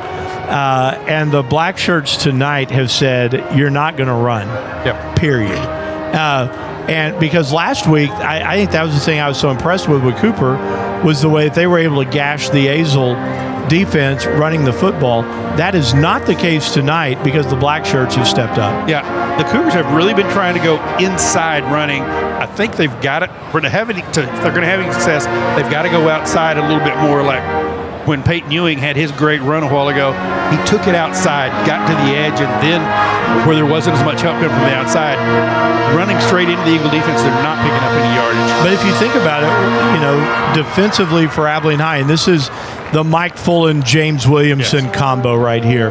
Yes. Because what happens is they play you inside out. They're stopping, they're plugging the run so much. You think that you can filter it to the outside until one of those outside linebackers steps up, and they hit, they drive through you. It's a really good scheme that they have. Very good scheme. It's been in place for a long time, and those two guys do a great job of running that defense. For the Cougars, we talked about coming into the season, their depth just isn't there. They can't deal with multiple injuries at a position. You lost Major De Los Santos last week. Tavius Collier, who got off to an amazing start tonight with 2 long catches. He goes down. We don't know the extent of his injury. There's not a lot of depth in there when you start whittling away your starters. Matthew Balventine and Maddox Caspel come in, and they're doing a great job. But there's a reason they're the backups. Yeah. So hopefully Tavius Collier's is not a serious injury, and he'll be back, if not tonight, next week in San Angelo. And I started to say, in a non-district game, I know it's Crosstown. I know how much you want to win. But I don't think you take any risk with Tavius Collier tonight. I don't either. And I'm saying that if this ball game's 27-26 right now, and I don't think you take a chance with Tavius Collier again. And really, you don't have to take a risk next week or the next. Yeah. You need him healthy when Wichita Falls Memorial comes here in a few weeks. And Memorial showing that they can be had just a little bit. That score was wrong. I got another update on it. Go back to that. It's a closer game. Memorial is trailing. But let's start to say, let's run through some scores for a minute. Last night in district play, Amarillo Paladuro beat Amarillo Caprock 48-0. Paladuro does not leave Dick Bivens Stadium until October for their season. Wiley lost to Lubbock Monterey 24-21. Godley trails Paradise 34-20. Clyde leads Eastland in the third quarter 45-22. Huntsville leads Bryan 44-0. That game with Cooper ties. Todd Mavis at Huntsville, former coach for Bryan. Merrill Green, the great Cooper coach from the 60s. Hawley trails Albany in the fourth quarter, 21-7. Wichita Falls Legacy trails Amarillo Tascosa by a score of 46-3. Legacy got their first victory last week. Plainview leads Pampa 35-21. Friendship leads Memorial 26-14. Tuscola Jim Ned leads Cedar Hill TLC Tigers 23-16. Lubbock Cooper leads Lubbock Coronado 28-0 at the half. Stanford and De Leon tied in the fourth quarter 20-20. Amarillo High. People in the area.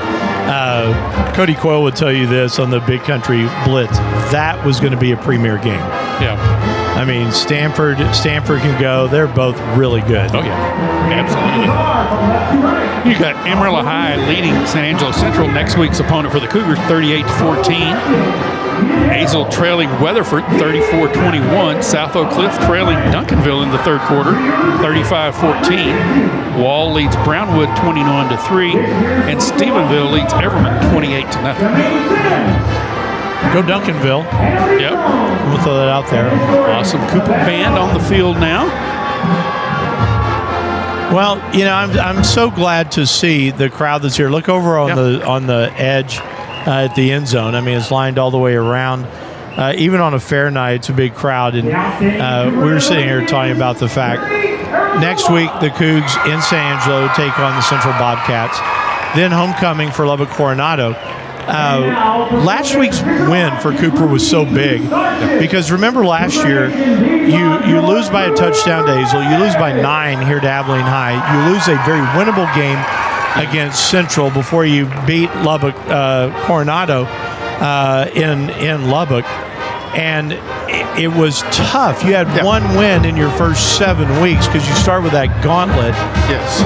Things look different this year. Yes. If you can come out of non-district at 4-0 or 3-1. Yeah, and I think 3-1. Obviously 9's in trouble, but if you go 3-1 through non-district play, I think you're feeling really good about yourself going into the Memorial game. And Cooper opens district with undoubtedly the toughest district No doubt. schedule with Memorial, Lubbock Cooper, Wiley, and Lubbock Cooper all back to back. I think of the three, I think Lubbock Cooper is the best team. I think so. Of course, last year they showed us that they were the best, but then they came here and Wiley did away with Laid an egg with Wiley. it. Wiley played tremendous defense last year against the Cougars.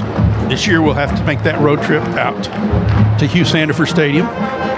You know, the road's not too bad this year. No, it's not. I mean, there are two long ones. Not till November, Yeah, because you go to Paladura, you go to Dick Bivens in Amarillo, and then we also go to Plainview. But your rest of your road, Azle was not bad. No. San Angelo next week and Wiley. Yes. Okay, I'll take that.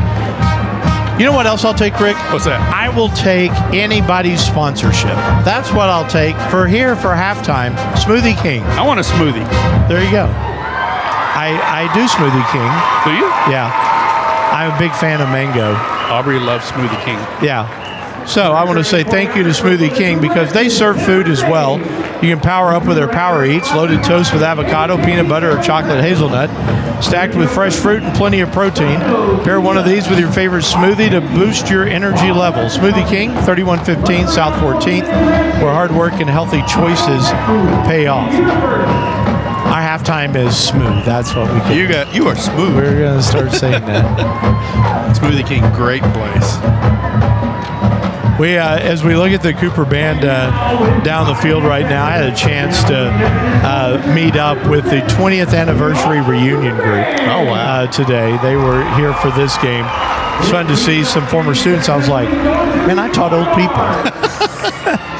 And then I realized in about 3 weeks, John Patrick called me and said, hey, I need a favor. The 30th anniversary group is coming in, and he said, I'm out of town at something, and he goes, you're the teacher that they know. And I was like, really? Did I go to school with? No, I did not go to school. We need to get him up here. He was so pleased. I saw him a while ago at halftime. He was so pleased to have gotten to walk across the field with student council to do the gift exchange tonight. He has just come in and really assimilated with all the groups, really enjoys Cooper High School. And I'm going to say this. Our former boss, Lindsey Williamson, sitting over on the other side tonight. Judd, her son, a sophomore, has been playing some at linebacker. She messaged me earlier and said the visual's different. And I said, well, you are where you need to be. He plays high school football once, and you have a chance to see that. So I can enjoy that. Yeah, I'm really excited for the Williamson family. And what a different week for that family. Yeah. For this game. Yeah, no kidding. They get to be unified all week, and Lindsay's a great lady. James a great man. They do a great job for the Abilene Independent School District. So with your tour today, the 20-year graduates, did you take them out to the den? I left them go with Tyler Edwards out to the den. Okay. And to see the den and the new, just the new area out there, because everything looks different. I mean, one of our parents from Kinley was on that tour today. And he was late picking up his daughter. Yeah. He said, I was on the tour at Cooper, had to go see the den. Yeah. That's why I'm late. Yeah. And for the groups that come in, a lot of the school looks the same. The athletic area doesn't. Yep. You've got the practice field. That we had a practice field. There was grass and stickers. Yeah, that's what it was. And now the bleachers out there. There's a softball field that wasn't there. There's the den. There's the auditorium that's new. There's all the change of the vocational buildings and the athletic complex out there, and how they move fine arts around. Yes. And there's a lot of new if you come to Cooper and look at it. So it was fun to see some of those people.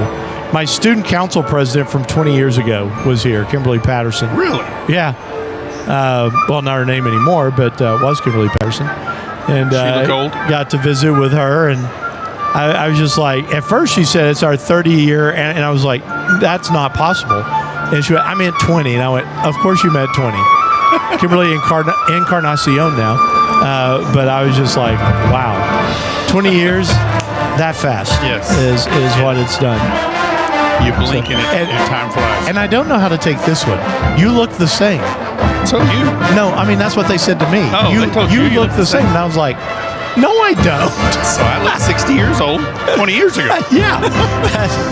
It's kind of insulting if someone tells you that. I can see that. I was a 60-year-old, 40-year-old man. That's basically what they're saying. Truman back there just cackling at us. What's that about? It's what happens when you're like, what are you now, Truman? 28. Yeah, he says with his chest puffed out. I'm 28. He's not old enough to have that. Uncle Ricky having a birthday tomorrow. Yeah. I'm taking him to Pecos. He's getting there. It's a big one.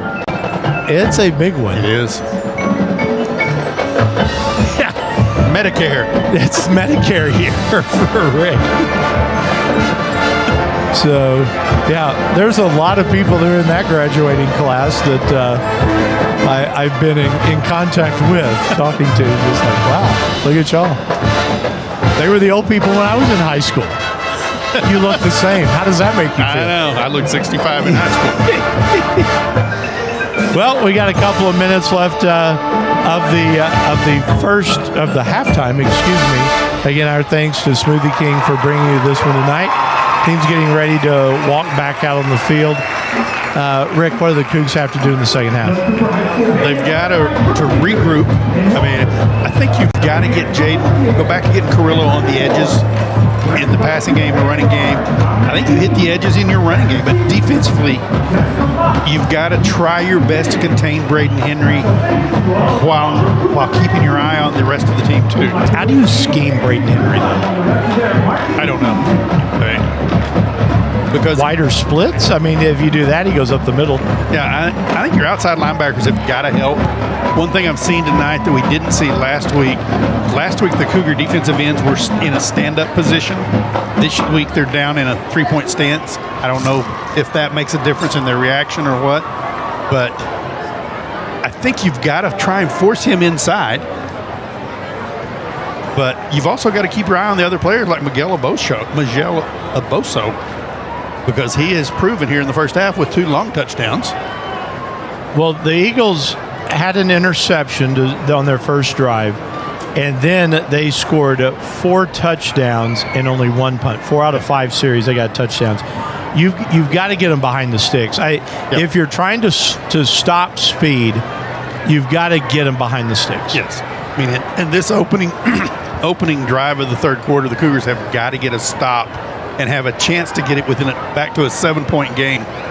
If you go down 34-13, then your chances of coming back are very slim. Well, and, both coaches would tell you this. The hardest thing to stop is speed. Yes. You see some power teams, and they will wear out sometimes. Speed doesn't wear out. Speed just keeps coming at you. And I thought last week, Azel was fast. Cooper negated that. Yes. Abilene High's quite a bit faster than Azel was. Yes. And Cooper matched it first couple of drives, but that speed is lingering for Abilene High right now. That's what you got to figure out. Well, and we saw Carrillo going just straight drop back a lot in the first half, and that plays into Abilene High's hands because he's your most dynamic player to make something happen, and that happens when we saw him last week scramble around, get on the edges, give receivers time to break in the clear. Abilene High's done a good job of keeping him contained in the backfield. Yeah. All right, we're about ready to go. Give us a couple of the big numbers here before we have the halftime kickoff. Okay, Abilene High finishes the first half. They run 30 plays for 296 yards. Cougars run 28 plays for 151 yards. Abilene High runs the ball, and that's where we say it's got to happen. They ran the ball 18 times for 154 yards to the Cougars 15 times for 45 yards. All right.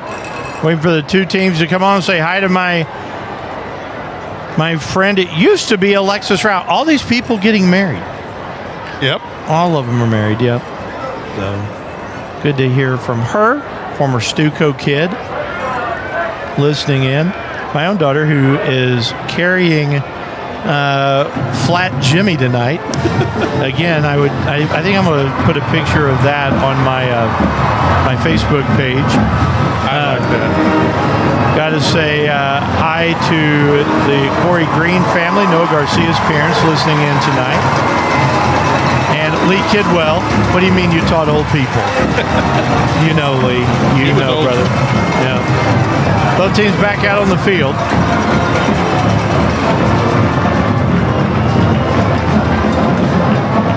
Cougars will be kicking off here to start the third quarter.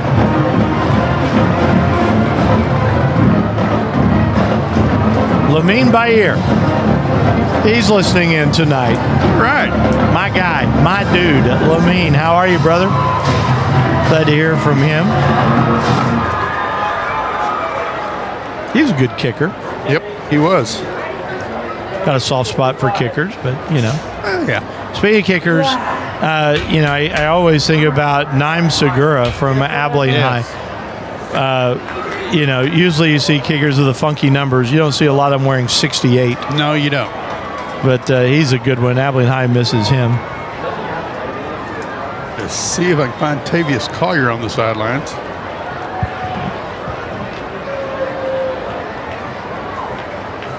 Yeah, he's over here at the 45. He's in the huddle. Okay. Oh, yeah. There he is. Cougs will kick it off. 27. 2-13. Cougar will kick off. It's almost like every play you've got to look and find number one. Here's Braden Henry at the 13-yard line. You absolutely don't want him to have the ball. Here's a kickoff to start the second half. Short is going to come down at the 31-yard line, and it's going to return to about the 35 for the Eagles. First down. Ball return for the Eagles, number 3, Caroline Collins. Set him on the 35. The booth next door, the Abilene High team, looks a little bit different this year. Cody Coyle with Big Country Blitz is blitzing all the time, and so Chuck Stadler, a new broadcast partner, our friend Greg Knuckles over there with him. So we want to wave across the way at Chuck and Greg. Chuck and Nux. Chuck and Nux, that's exactly right. That's the way they should build that game every game. First down for the Eagles. Braden Henry, quarterback. He has Ethan Joyner in the backfield with him. And Henry moves Joyner to the other side. They're going to run out of time. No flag. Clock went to 0. Henry back to throw. Throws long. Has a man out there, and the pass is incomplete. Underthrown. That's intended for a Boso. Yeah, there's not going to be a flag on that because it was underthrown. Jay Rico. Coverage.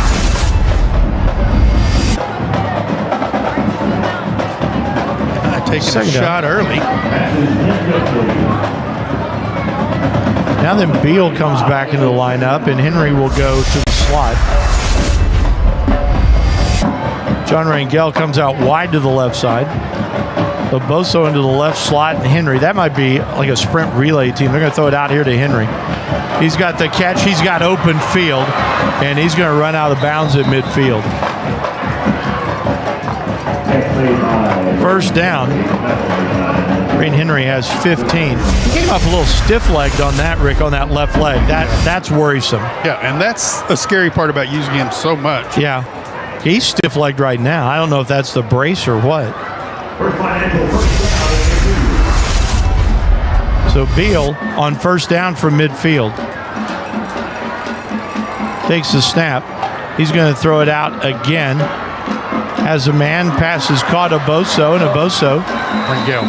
Or was that at Rangel? Yes. Okay. I think. No, I'm sorry. No, it's You're a right. Boso. You're right. You're right. Yeah. To the 40, gain of 10. Or say, I don't think I'd gone stone blind, but close. First and 10 from the 40-yard line. The Boso goes wide right side. Rangel comes to the left, the bottom of the screen here on AISD TV. Eagle offense picking up where they left off at the end of the first half. Here's Beal. Beal takes the snap, pump fake, looks long, throws long. He's got a man wide open, he overthrows him. Amari Titus got mixed up in the coverage with A.J. Rico. John Rangel was wide open. Second and 10 now for the Eagles.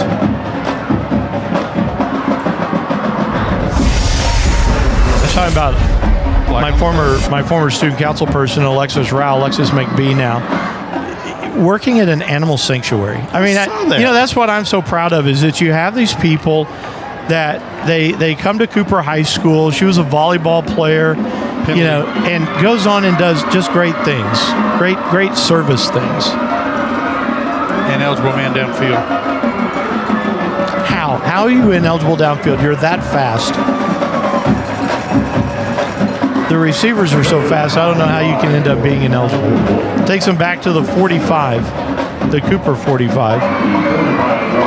But anyway, I always call her Rao. Even McBee doesn't sound right. You can't say that. So anyway, Rao, keep doing you. Keep doing big things. 1st and 15. Snap is back. Handoff. First man through Joyner. Joyner's got a hold. He's got a blocker, and he trips inside the 25 down to the 23. Gain of 22. Wow.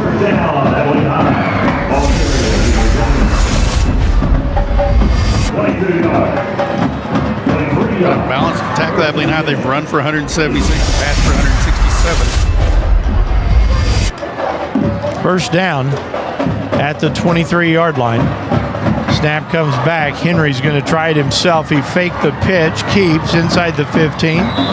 Dragged down at about the 12. It's another first down as he picks up 11. That's the craziest thing in this game, is that you look like you make a nice play on the edge, and he's got 12 yards. Yep.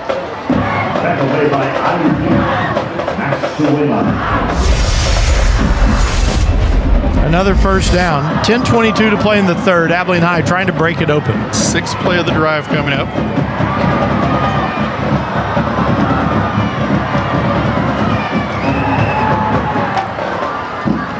Braden Henry.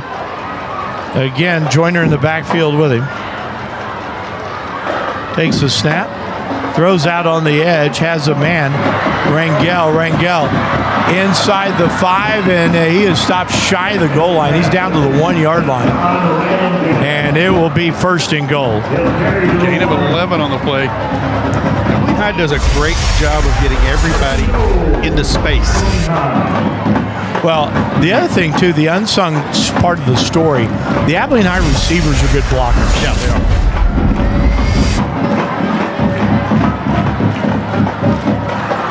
First and goal from the 1. Their heavy package. Yep.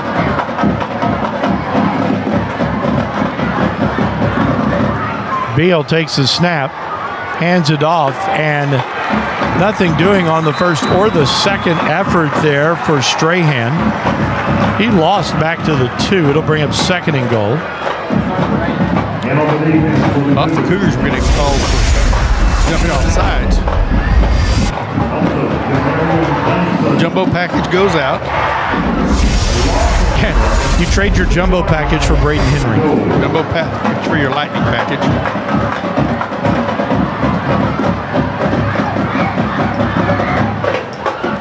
Snap comes back. Henry tries to get to the outside. He's going to get stopped at about the 3. He may have lost a yard, Rick. Yep. Good job on the pursuit by the Cougs. It brings up 3rd and goal. 3rd and goal for the Eagles. Good penetration for the Cougs there. And they set the edge outside, and they're able to bring him down. So 3rd down, this time from the right hash. And you come back with Tristan Beal as your quarterback. Henry in the slot. Joyner the running back. Now Henry starts in motion. Snap is back. Little rollout here for Beal. Beal stops, throws. Has man incomplete. Had a man open and brings up 4th down. Good job by the Cougs. 4th and goal. In the field goal unit. Brings up 4th down. You know, you could almost put the 2 quarterbacks side by side and snap to either one. Yeah, exactly. Be a 20-yard field goal attempt. An extra point distance. Caden Camp Snap is down, the kick is up, and the kick is no good. He pushed that to the left. So the Cougs hold here on the first drive of the second half for Abilene High. And so with 8:08 to play in the third, the score remains 27-13, and the Cougars have the football. Take over at the 20-yard line.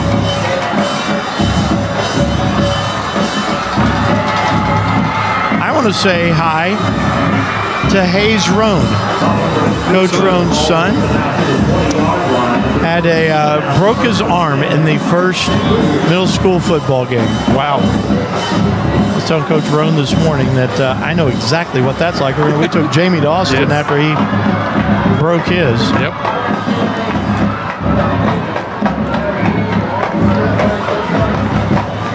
Cougar defense comes up and gets the hold. Abilene High runs nearly 4 minutes off the clock, though, to begin the third quarter. First down for the Cougs. Carrillo takes the snap, rolls and throws. And the pass is caught. Jace Johnson, I believe, his first catch of the night to the 26. Duncanville leads South Oak Cliff 35-20 to start the fourth quarter. Battle of heavyweights. Yeah. 6A and 5A Division I.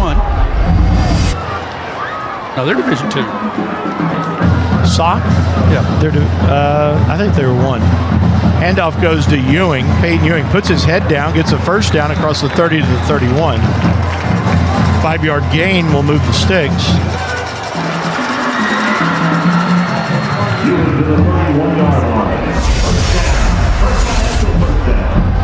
You don't know who's listening, Rick? Siri. Siri's on my watch just now talked back to me. I didn't catch the down. Really? First down handoff. Again, trying to dance it outside is Ewing. And Ewing has his feet taken out from under him. Got to the, let's see where they spot him, Rick, 34-yard line, I believe, so a gain of 3. That's a play where Ewing needs to put his foot in the ground and go ahead and go upfield and try to make one move too many.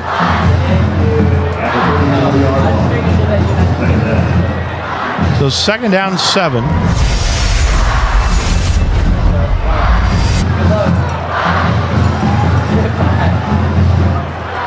Carrillo takes the snap. He rolls to his left, throws, and that's incomplete. That was intended for Max Caspel. That's a hard pass, Rick, for Jaden. He's rolling left, so he's rolling against his body.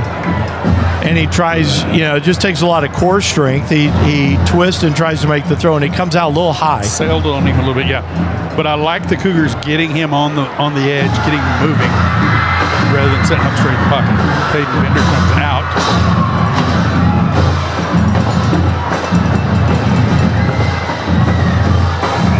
So third down and 7.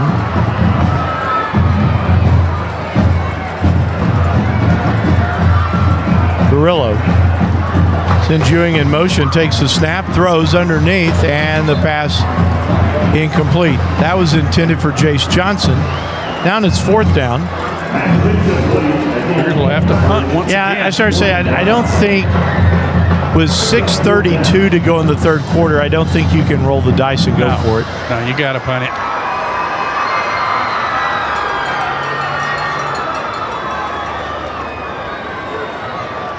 Alo Ibarra checks into the ballgame. Braid Henry is crooked. He's over at the right hash. If he runs and catches his ball and he punts it to the right side, it'll be crazy. Punts it to the right side. It's another short kick. And goes out of bounds at about the Abilene High 45. 21-yard punt. So Abilene High was 6:25 to play in the third. Has the football again. They have the lead at 27-13. Well, and quickly the clock becomes another enemy for the Cougars. Abilene High ran 4 minutes off on their first drive. Cougars pick up a first down and then now have to punt. Abilene High got it again with 6:25 remaining in the third quarter, starting on their own 45-yard line.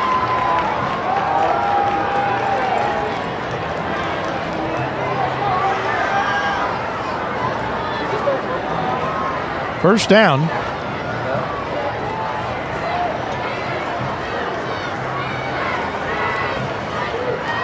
Snap comes back. Henry rolling right, looking and throwing, and the pass. If that's caught, that's a great catch, and it is caught at the 39-yard line of the Cougs. That is number 8. Got a flag down to 48.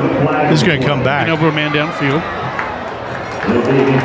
Second time tonight. We want to thank VIP Sports Getaway for being a premier sponsor of Abilene High and Cooper football broadcast. If you have a large group that you need to get to a church camp or take on a trip, call VIP Sports Getaway to help get us where you need to go. Modern bus and van fleet and experienced drivers will get you to your destination safely and comfortably. We also offer Dallas Cowboy game ticket packages, tailgates, and all-inclusive events. We also work with Abilene ISD to move teams, bands, spirit squads, fans, and other groups to games and competitions. Call us at 676-1199 and let us treat you like a VIP. First and 15 for the Eagles at the 40-yard line. Snap comes back. Henry hands it off. And back to the original line of scrimmage goes Joyner, who gets up hobbled a little bit.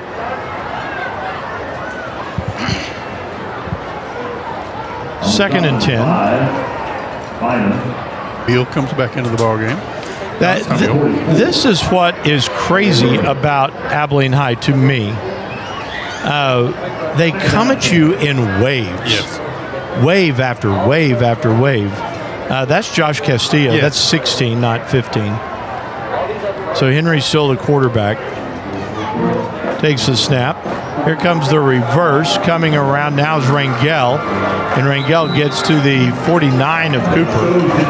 So a gain of 6 is going to bring up 3rd and 4. 3rd and 4. And that's the thing about Abilene High for years and years and years. Back to the Steve Warren days. The razzle-dazzle. Yeah. They get those guys, and it's all timing. And, Steve Warren, Delvan Cox, Mike Full, they all have run that same thing. Henry will empty the backfield here on 3rd and 4. So on 3rd down, Henry checks over to the side for a play.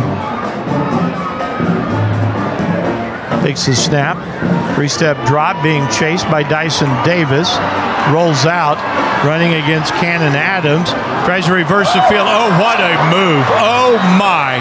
What a move by Braden Henry. He slammed on the brakes and just watched Adams fly by. Turns it back into the field of play and picks up the first down. Wow. Of course, that's one of those where you think he's going out of bounds and you pull up a little bit. He plants it, turns, and goes. Picks up the first down, 1st and 10 for the Eagles.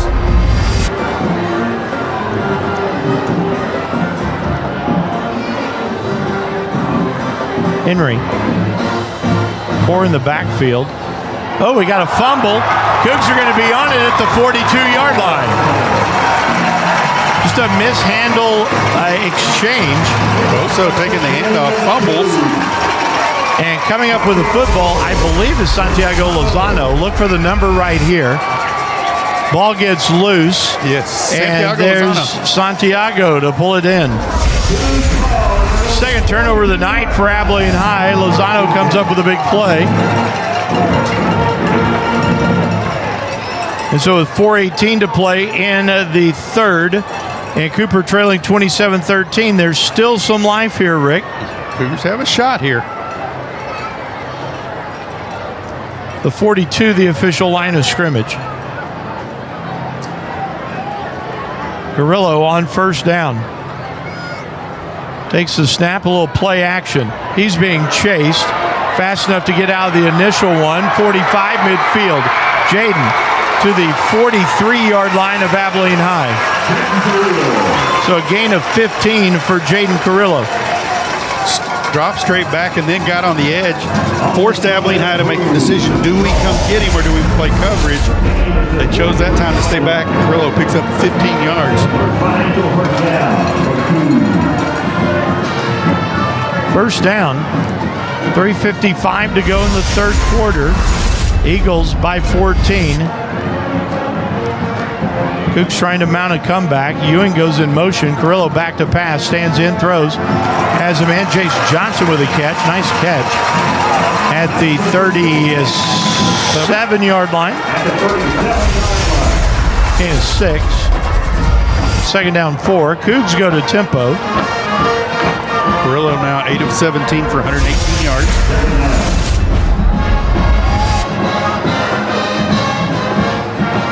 Snap is back again. Play action. Carrillo waits, throws, and he throws that one away. That'll bring up third down. 3rd and 4 now for the Cougars. They're 1 for 8 on the night on third down.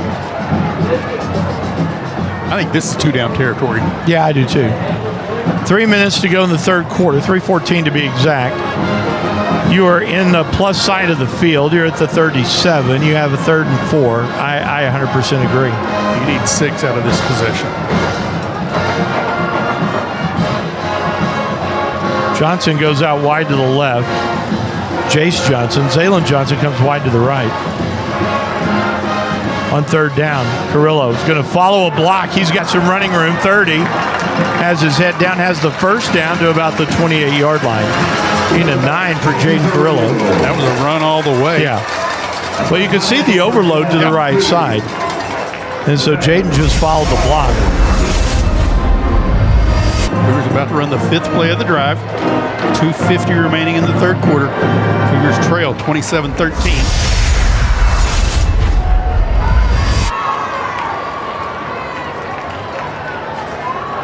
Offensively, starting to play with a little bit more confidence. Yep.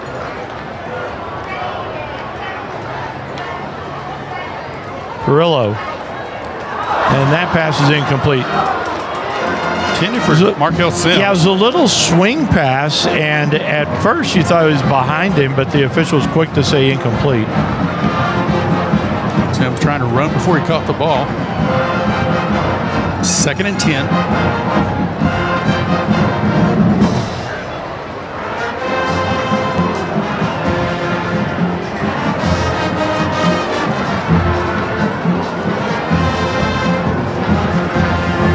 So 2nd and 10.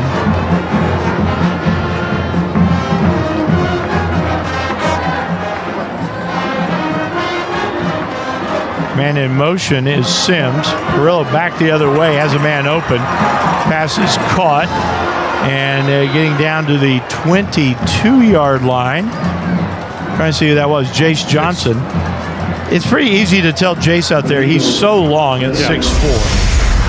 Interesting thing here in the second half, the Cougars have flipped their receivers.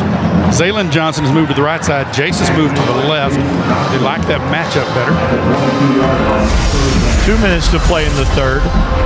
Cougs trying to have the lead and get it to within a touchdown.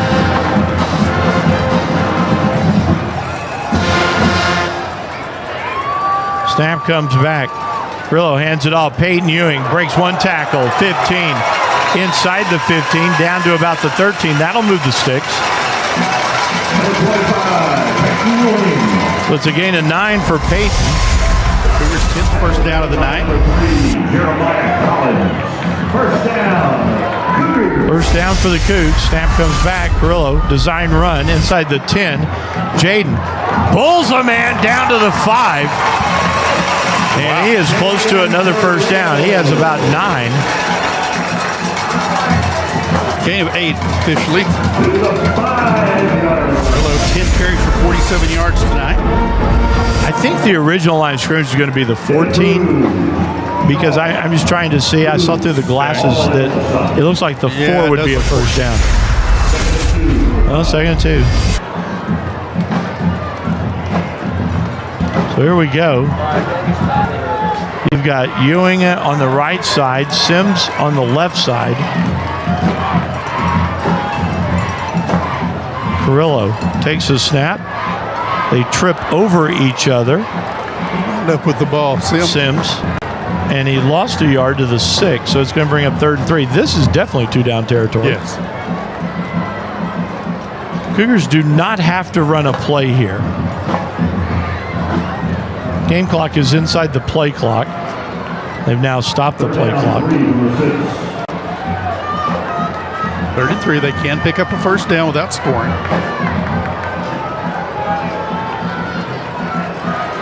Game clock's down to 12 seconds. Aaron Rohn might want to talk this one over. They're going to run it. 5 seconds on the play clock. Carrillo takes the snap, stands in, throws a fade, and that was going to be picked off. Jace Johnson fell down, and Jeremiah Collins is there to make the interception. And so at the end of the third quarter, Abilene High has the turnover. They'll have the ball at the 20 to start the fourth. They lead it 27-13 here on AISD Live. Man, I loved playing high school.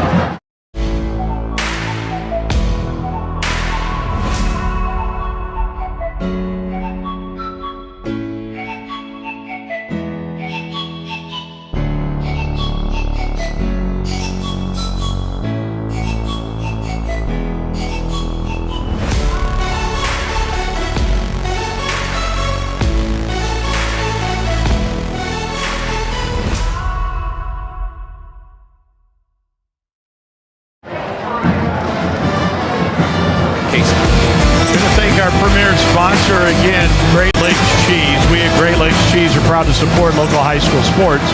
Great Lakes Cheese is not just a company, we're an employee-owned family. People you see coaching, cheering, and playing on these fields are the same folks you'll find working side by side with us every day.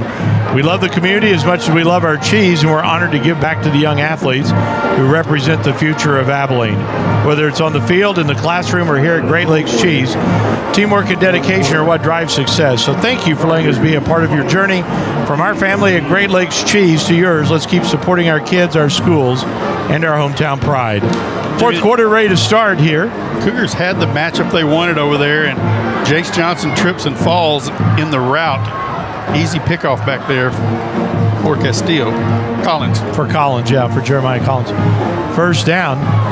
Henry on the toss. Whoa, my. Getting airborne there and getting dropped for a loss is Aboso. That's a pass.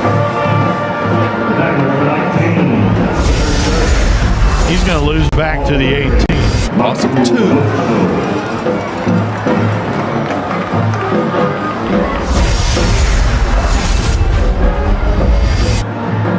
Henry on second down.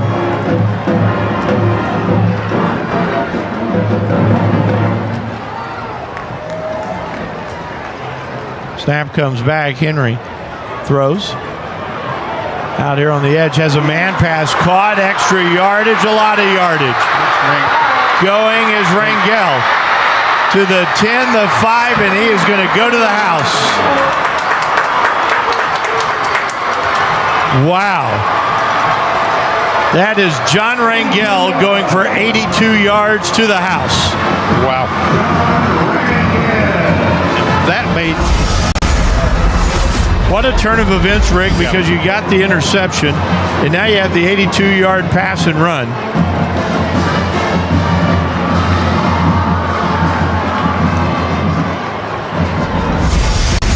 Camp onto the extra point.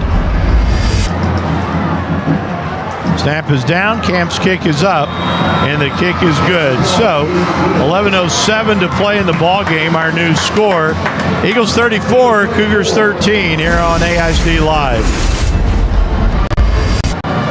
Parents, we tend to react most when our kids misbehave. But did you know praising your kids 4 times for every time you correct them can transform their behavior and your relationship? And with these colorful praiselets from Boys Town, the 4-to-1 rule is a breeze. Visit parenting.org/praise to see how it works. Request your own free praiselets and explore other great ways to teach love with praise. Because every kid deserves to hear they're doing great.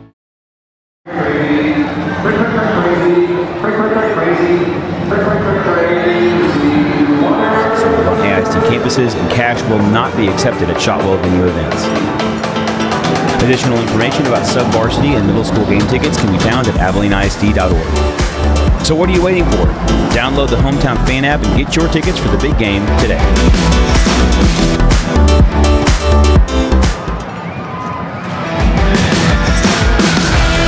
Now back to Cougar football with Jimmy Pogue and Rick Casey. Well, 82 yards, Braden Henry to John Rangel. Caps off a 2-play, 80-yard drive.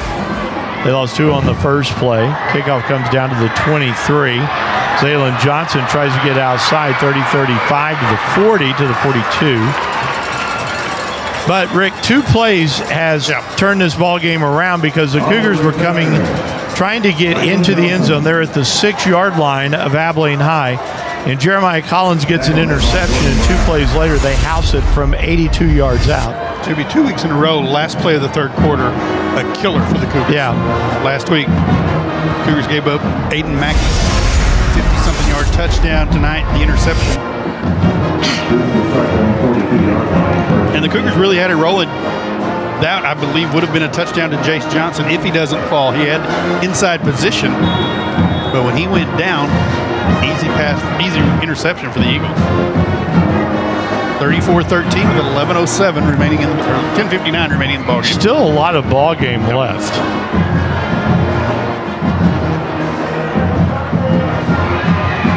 It's a 3-score game. Carrillo on first down, and that's a drop. Jace Johnson trying to run with the ball before he had it. Yeah, he's trying to make up for the slip.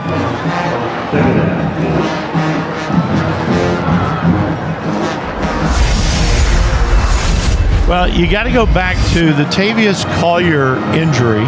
Yeah. Really hurt the Cougars. Collier's standing at the 33. He's got his helmet on. But I think it's like you said, you don't want to endanger him. You need him for district play. Yeah.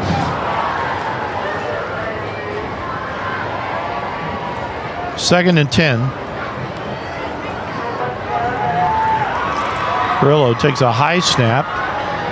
Keeps, rolls, throws, has a man, Balventine, and he gets to Abilene High territory to about the 47. That's enough for a first down.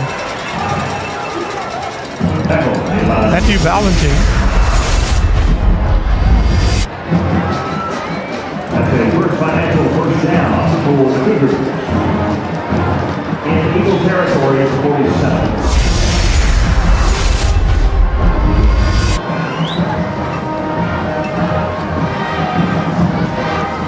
So first down for the Cougars. The handoff, Peyton Ewing. Good gang tackling by the black shirts again. Gain of 2 for Ewing. Make it. Levon Kuntz and Samani Strahan both there on that stop. Somebody else we're not seeing much here in this half is Tatum Bender. Bender standing down here with Collier. I was wondering that a moment ago.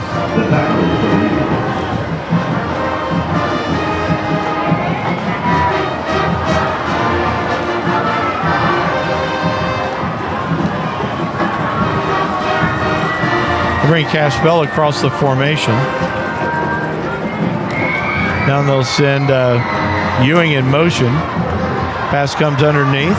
Balventine again to the 41. They'll bring up a third down. Third and about 4. Yep. 4 down territory the rest of the game for the Cougars. 9:33 left. It is 34-13. Abilene High with the lead.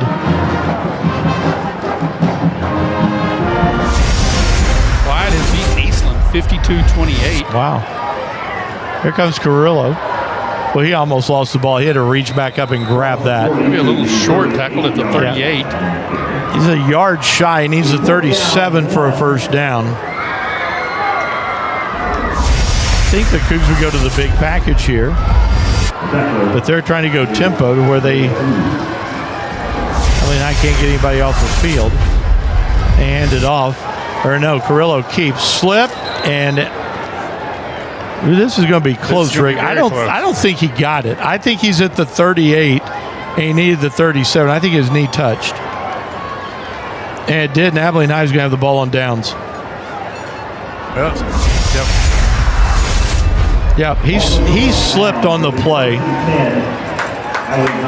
So Abilene High will have it with 8:49 left to play. Abilene ISD Board of Trustees called for a voter-approved tax rate election on November 14th. They'll have it at their own 38. Huntsville has defeated Bryan 58-0. Albany has beaten Hawley 21-7. Legacy loses 53-3 to Amarillo Tascosa. Plainview leading Pampa 49-41. Friendship up on Memorial 26-21. First down, snap comes back. Beal throws a lob and it's incomplete. That would have been a circus catch by Rangel.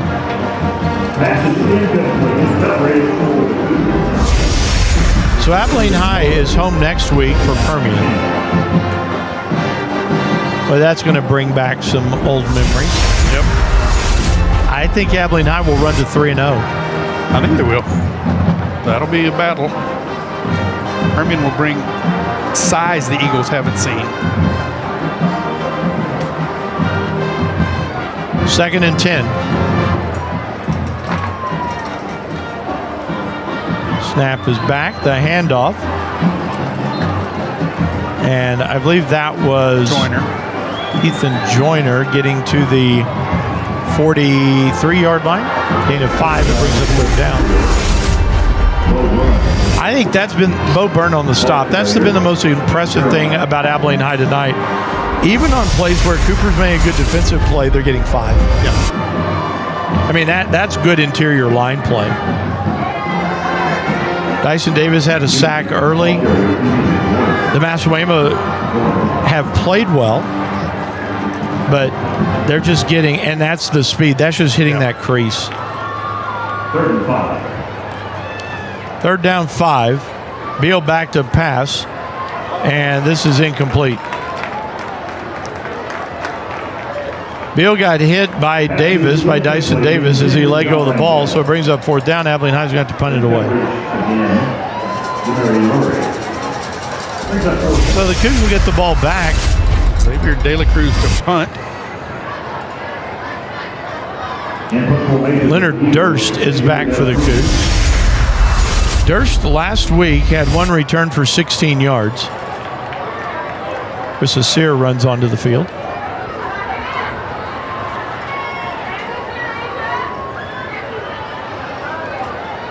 Snap is back. Kick is away. It's a high kick. Cougs getting away from this. Takes an Abilene High bounce.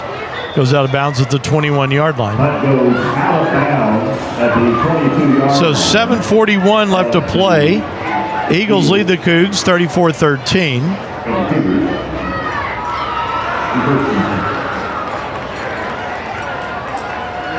Next week, Rick, Cougs take on a former player, Mark Smith. Yep. Smith trying to turn things around in San Angelo. Duncanville now leads South Oak Cliff 35-21.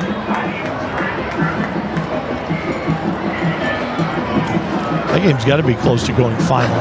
It says 11 minutes. Can't believe that. Bender in the backfield now with Carrillo.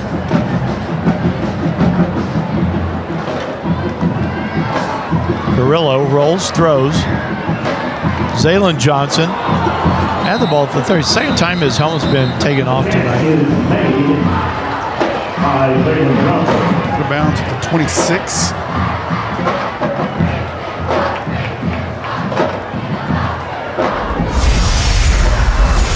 Gain of 4.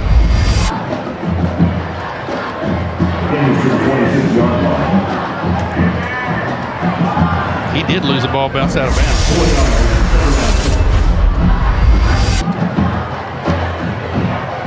Has to come out for the play because his helmet coming off.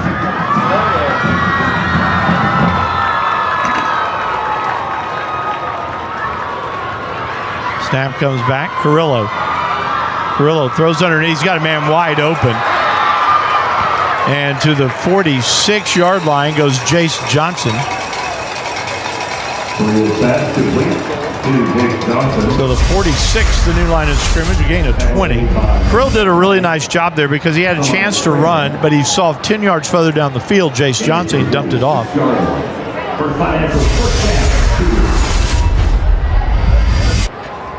Snap is back.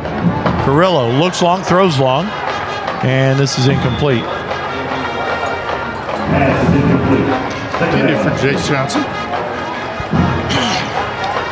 Second and 10. This game is going to be good for Jaden Carrillo. Yes. When you get to Memorial, when you get to Lubbock Cooper. Yeah. Because those teams last year, I thought, overwhelmed us with some speed.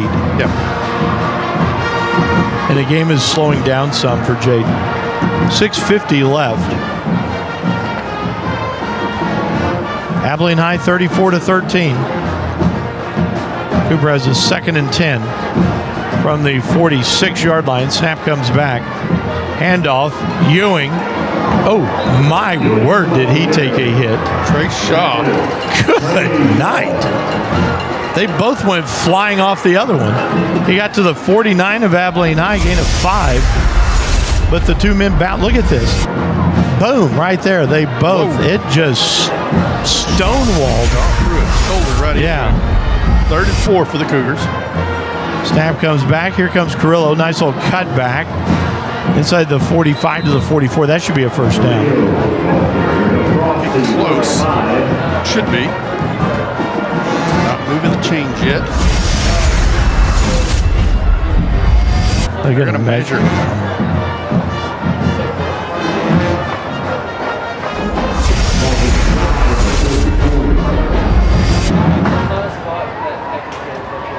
You know, I will say we've talked, the Abilene High team, 8th in the state coming in. We knew Cooper was going to have to play really, really well to win this ball game. They're calling it short. But I'm going to say this. We said they would have to play really, really well to win, to beat the 8th-ranked team in the state. They've played well. Yeah. I am not discouraged by this ball game. No. But Abilene High's really good. They are. And Abilene High's good in areas that I did not anticipate. Here's the handoff to Ewing. Ewing just puts his head down and gets the first down. And what I say, I knew what we had in Braden Henry. I knew he was going to be tough to contain. Yep. I knew, coming into this, I knew Aboso was going to be good. I knew, Rangel is going to be good. The black shirts are good. It's the offensive line of Abilene High has been surprising. Scrappers. They are.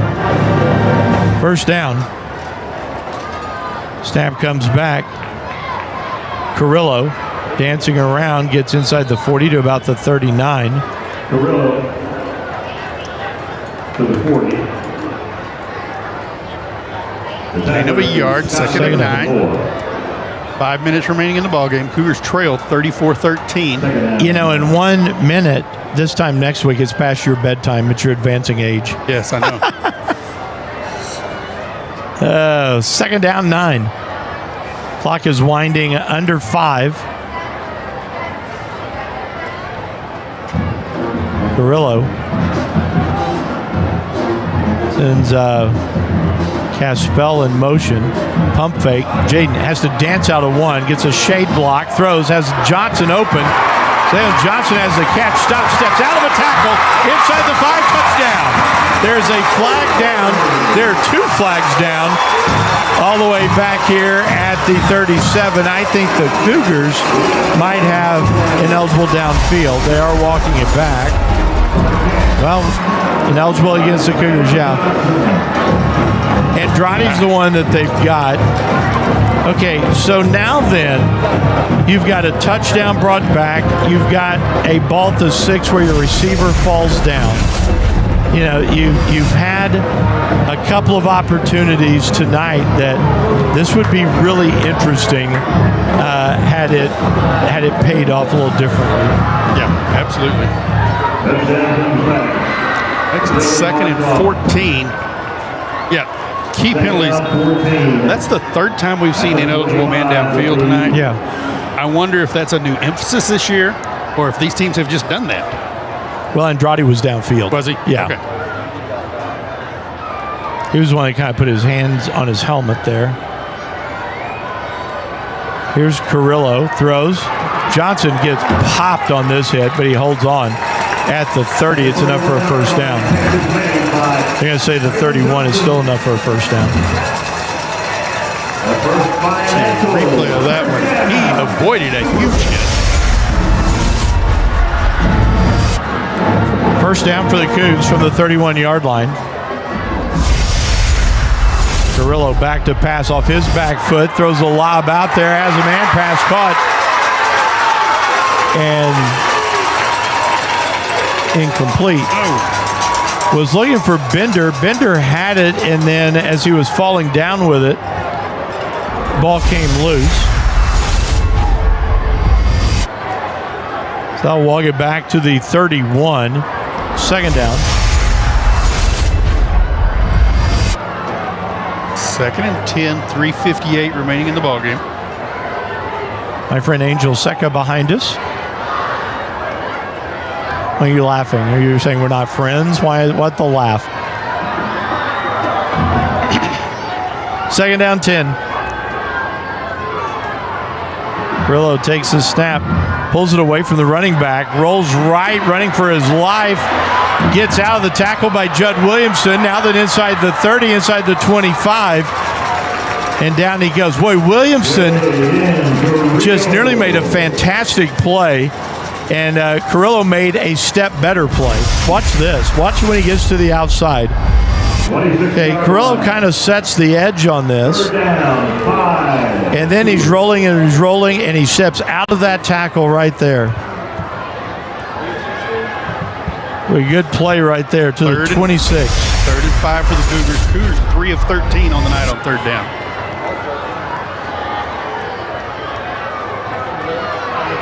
Third down.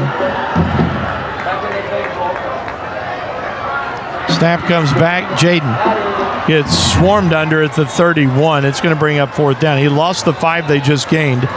So now there'll be fourth down. I think you have to go for it. And the Cougars are going to call a timeout. 3:37 to play. Cougars trailing 34-13. Be 4th and 10 for the Cougars. 3 for 14 on third down, but they're 2 for 3 on fourth down tonight.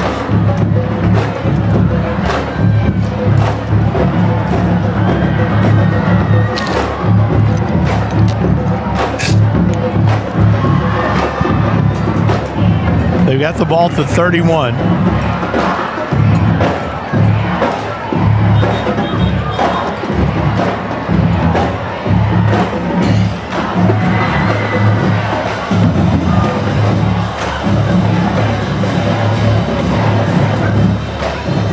Jimmy Memorial has come back and beat Friendship 33-26. Wow. Birmingham has defeated El Paso Eastlake 27-21. But Cooper defeated leading Coronado 49-14.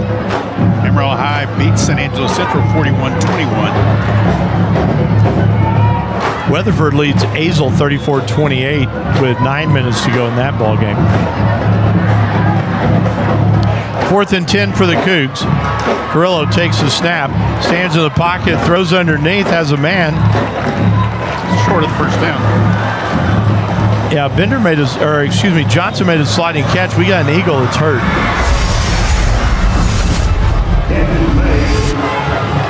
I think it's a cramp. Yeah. It's going to be a turnover on downs.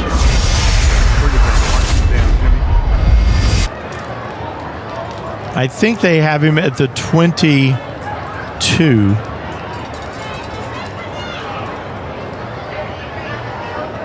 23 maybe? Hughes Trinity has beaten Midland Legacy 28-16.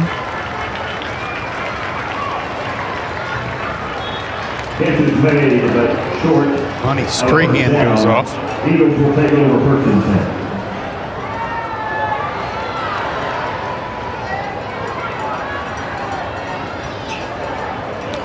Strahan, a pretty good cog in that defense. 23-yard line while we're calling it? Yes. Braden Henry in at quarterback.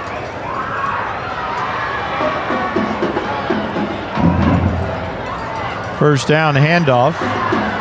Not much going there.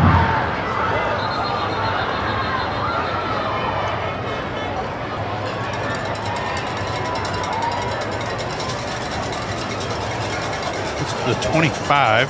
And on to number 15, Doc Castillo. He'll gain 2 to the 25 yard.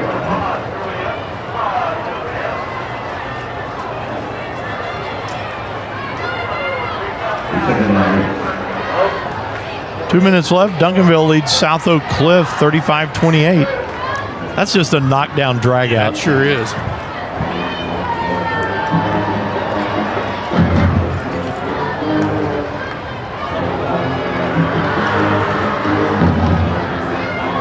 Here comes Henry around the edge, 25 to the 30. And he just takes a little slide to keep the clock rolling. We'll have the 2-minute timeout. It should be enough for a first down for Abilene High. Marking at the 34. First down.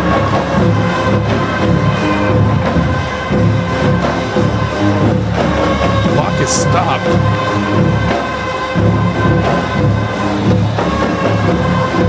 And having a conversation with the officials. They're going to bring it back to the 20. They're just going to hold. Yeah, it's a flag.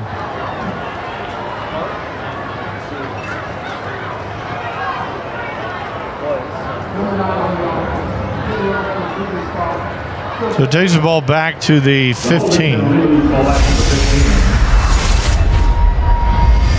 34-13.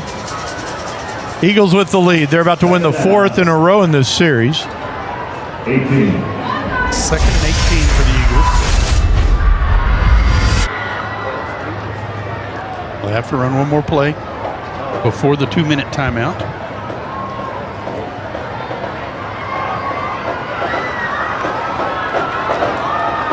Snap comes back. The handoff. Not much there. Makes it 3rd down and a bunch from the 16. That'll take us to the 2-minute timeout. We got 2 minutes left. 34-13 Abilene High. We'll take the timeout here on AISD Live. This is our 2-minute timeout.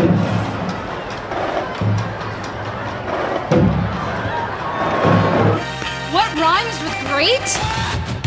Participate. Where does greatness start? Here, in the classroom. On the stage. In the pool. On the field. Where will your greatness take you? To better grades. To more friends. Yeah! Be great. Participate!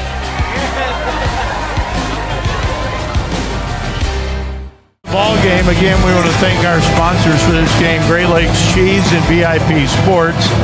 Also our pregame sponsor, Quad C Heating and Cooling. Our halftime sponsor, Smoothie King. And a new one coming up in the postgame show. All right. About taking some cheese, getting on a VIP bus, having snacks on the trip.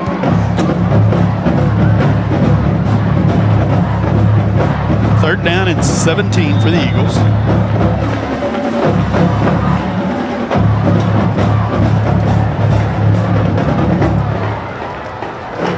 Eagles bring a man in motion. Henry keeps. Henry is going to be wrestled down from behind. Good job right there for the Cougs by Bo Byrne. It's going to bring up 4th down. 4th and 17. No gain for Henry. Duncanville South Oak Cliff has gone final. Duncanville 35, Sock 28. Wow.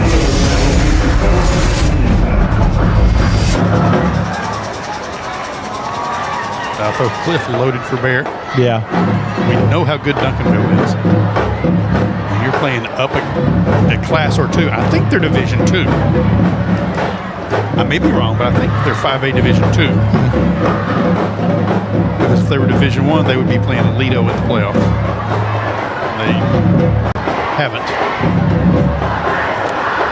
I know it's funny. You see South Oak Cliff, they've forever had that anyone, anywhere, anytime mentality.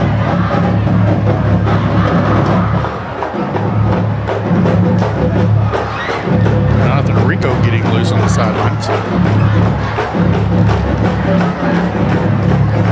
Trying to find out still about Tavius Collier. Yeah. Now here on about the 33, but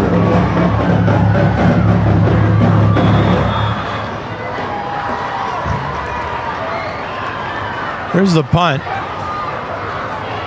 Hits it away and bounces away from the Cougs. Rolled dead at the Cooper 48-yard line. Well, Abilene High has been really good tonight. Yeah. Minute 43 left. They're going to go to 2-0. Cooper's going to fall to 1-1. Abilene High's been really good.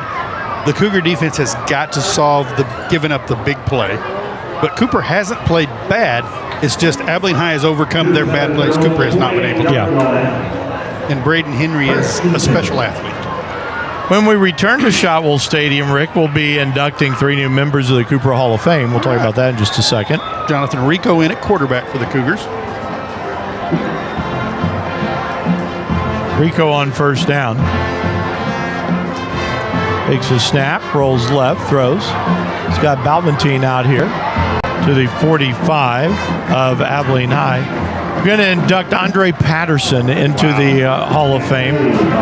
Wow. Colonel Steve Schenkel, who led the Air Force Junior ROTC, and then Steve Linder, musician, was a front man for a group called Vocal Trash, all coming in, yeah. We need to run those 3 through here to visit on the air with during the Coronado game. Second down 4 for the Cougs.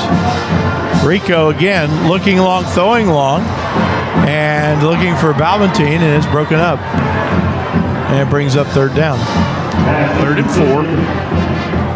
1:05 remaining in the ballgame.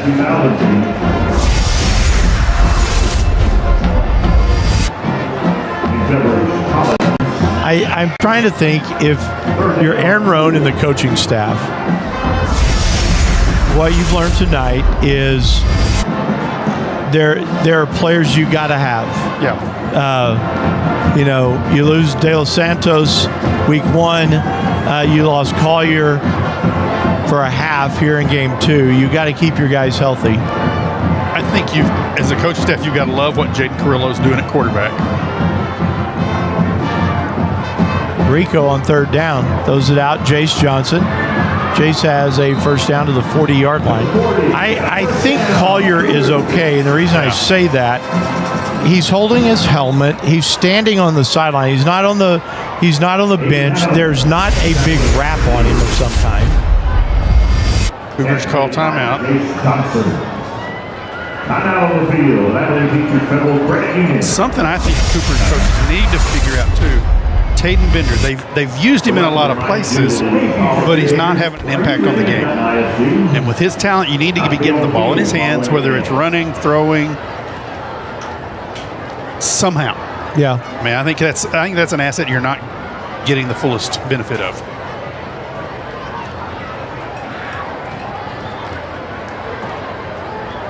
Cougars out of timeouts now. But once again, no one is allowed on the field except the team following the Crowd's starting to thin out. What day are you going to the fair? Never. I don't know. I don't know if we'll go or not. What about you? I don't think so. I don't think so this year. I like the fair. I want to go to the state fair. Try out all the food. Here it is on first down. Rico throws out on the post for Jace Johnson. We got a flag down at the 5. We got 2 flags down at the 5. Jace was interfered with 50 seconds. Rico gets it on out there. It's a touchdown.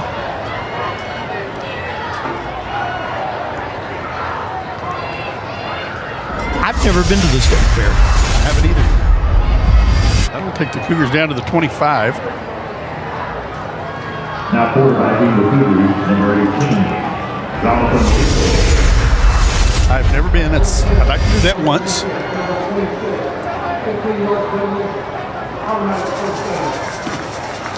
I'd like to go see Big Tex. See if he's really big. See if he's really big. First down for the Cougs at the 25. Snap comes back.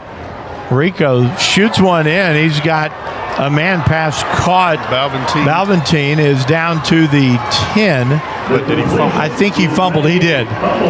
So he makes the catch down to the 10 and then a fumble. And Abilene High has come up with it with 43 seconds. So that'll make the final 34-13. Well, and that's how the night has gone for the Cougars. You make the big play and then the fumble. Well, go back to this. Cooper scored on the first drive of the ball game. Okay. And it took them 2.5 minutes. Then they don't get another score until just before halftime. But that's how good Abilene High's defense has been. Yeah. And that's all that they have scored. Yeah, those 2 shut out here in the touchdowns. second half.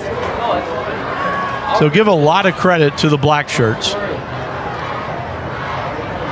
Eagles go to victory formation here.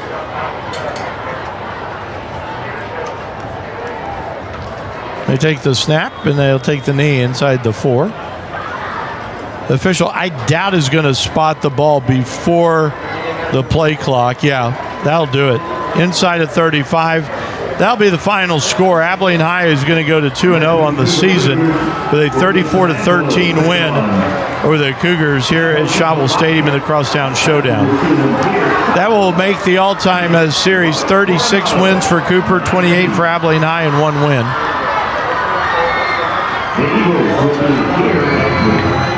And the 2 big ones in this ball game, Dyson Davis and Braden Henry, met at midfield. Braden Henry, good as advertised. Yes, absolutely. And just congratulations to this Eagle team for going to 2-0. You've got some numbers for us. Yeah, Jimmy, let's take a look at final stats. Well, actually, first, I want to say this. Okay. Let's take the break first, and we'll come back with our post-game show. With a new sponsor. With a new sponsor right after this. Stay tuned. What's something nice a parent or teacher has said to you? You're special. I love you. Make me smile. That's a really good job. How did that make you feel? I think that really helps my confidence. It makes me just feel good. Let's teach more love in our homes and classrooms.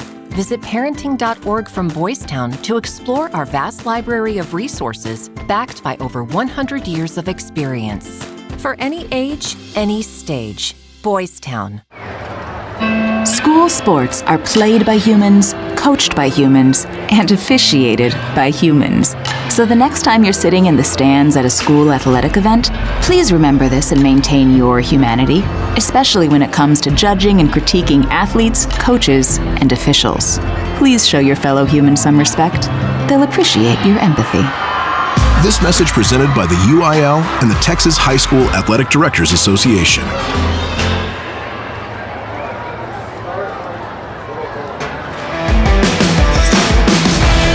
Now back to Cougar football with Jimmy Pogue and Rick Casey.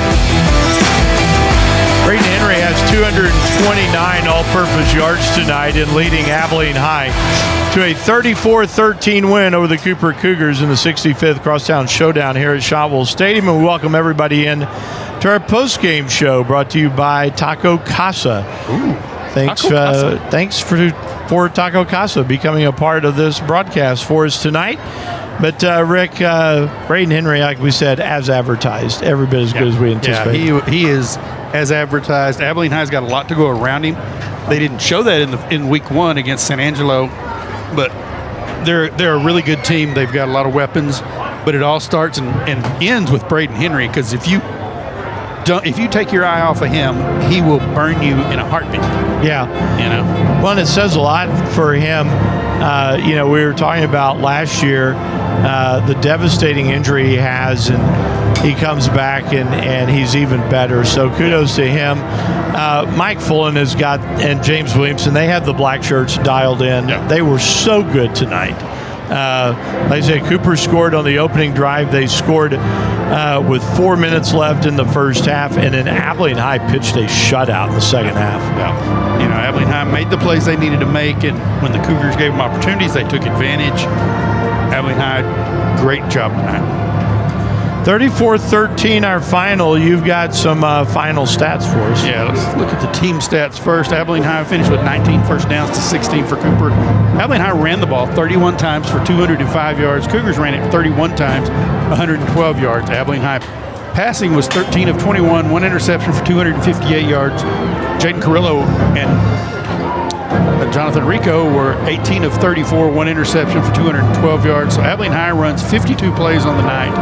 463 yards. Cougars run 65 plays for 324 yards. Abilene High penalized 6 times for 50 yards. Cougars penalized 7 times for 50. Abilene High punted 3 times for a 32.7 yard average. Cougars 6 times for a 33.3. Time of possession, Abilene High had it 22-12. Cooper had it 25-48. Abilene High 4 of 8 on third down, never went for it on fourth down. Cooper 4 of 15 on third down, 2 of 4 on fourth down. Let's look at individual numbers first of all for Abilene High. Tristan Beal 9 of 15 for 141 yards and a touchdown.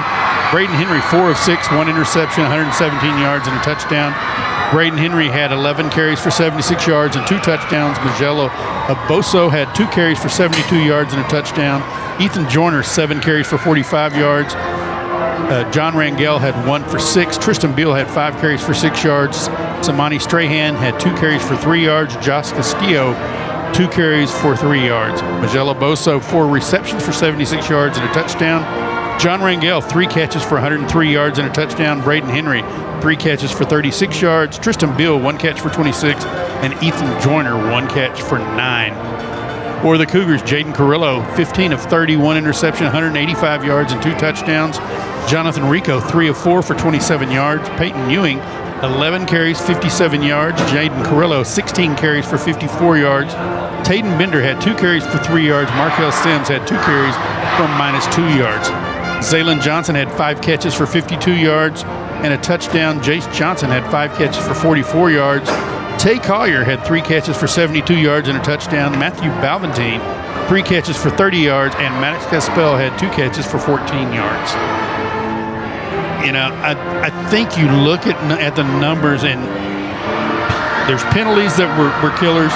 Then you look for third down conversions, 4 of 15 on third down. Not being able to extend drives, I think, was a killer for the Cougars tonight. Yeah. And you knew that that's where they would get in trouble at times. Again, I will say this. Cooper did not play poorly. No. Abilene High, and sometimes you just got to say they were a better team. Yeah. Abilene High is a better team. They were tonight. And number one makes a heck of a difference in a ball game. Oh, yeah, absolutely. I mean, you just don't – I don't think people realize you just don't see people go for 229 all-purpose yards very often. I mean, what a ball game that he had. I mean, he is a tremendous athlete. He's a guy you have to account for on every play. Not a really big guy. No. So I think they may have to temper their usage of him some in games where they don't have to rely on him. Well, it'll be interesting because, you're in game 2, so he's getting into game shape because he missed so much of last year. But I think that you're going to have to pace him some to let him go when you get into their district play, and then the sky's the limit. And Abilene High will go as far as Braden Henry goes and as far as that black shirt defense can carry. Absolutely. Their district, they've got Monterey, who beat Wiley last night, but then you go up in the Panhandle, you've got Amarillo Tascosa, who beat Paladuro last week. They are bigger this year, so going against them will be a tough battle. Amarillo High is always a tough battle, but they honestly should win that district undefeated. Yeah. Well, they're 2-0 right now, and they get ready for Odessa Permian here at Shotwell Stadium next week. Cooper, meanwhile, goes on the road to Bobcats Stadium. We go to San Angelo to take on the Central Bobcats next week. 6:30 on the pregame show, 7 o'clock with the kickoff. Cougs against the Bobcats. And, Rick, I think what you will see, I think what we have seen, we've seen the 2 fastest teams that Cooper is going to see probably until you get to maybe Lubbock Cooper. Yeah. Because I think that either of these 2 teams is faster than Memorial. Memorial's good, a good power team. Yeah. But I think Lubbock Cooper is going to be as fast. But I think the hopes are high on the south side of town right now for Cooper. Aaron Rohn talking to him right now saying, hey, let's get ready to go next week. I mean, that's what it boils down to. Yeah. They got to put this one in the rearview mirror, go rub their wounds, and get ready to go to San Angelo and come up with a win in San Angelo next week. We thank our new sponsor, Taco Casa, for being along with us. Go out there. They fill the tacos to the brim. To the brim. To the top of the taco. The more taco. The more taco. That's exactly right. I think I'm going to stop there on my way home. I'm tempted to. It's not far from home. It's not far from home. So congratulations to Abilene High for getting this win in the 65th edition by a score of 34-13. And until next Friday night in San Angelo, for Rick Case and I'm Jimmy Pogue. Thank you for watching this one, everybody, on AISD Live. We'll see you next week. So long, everyone.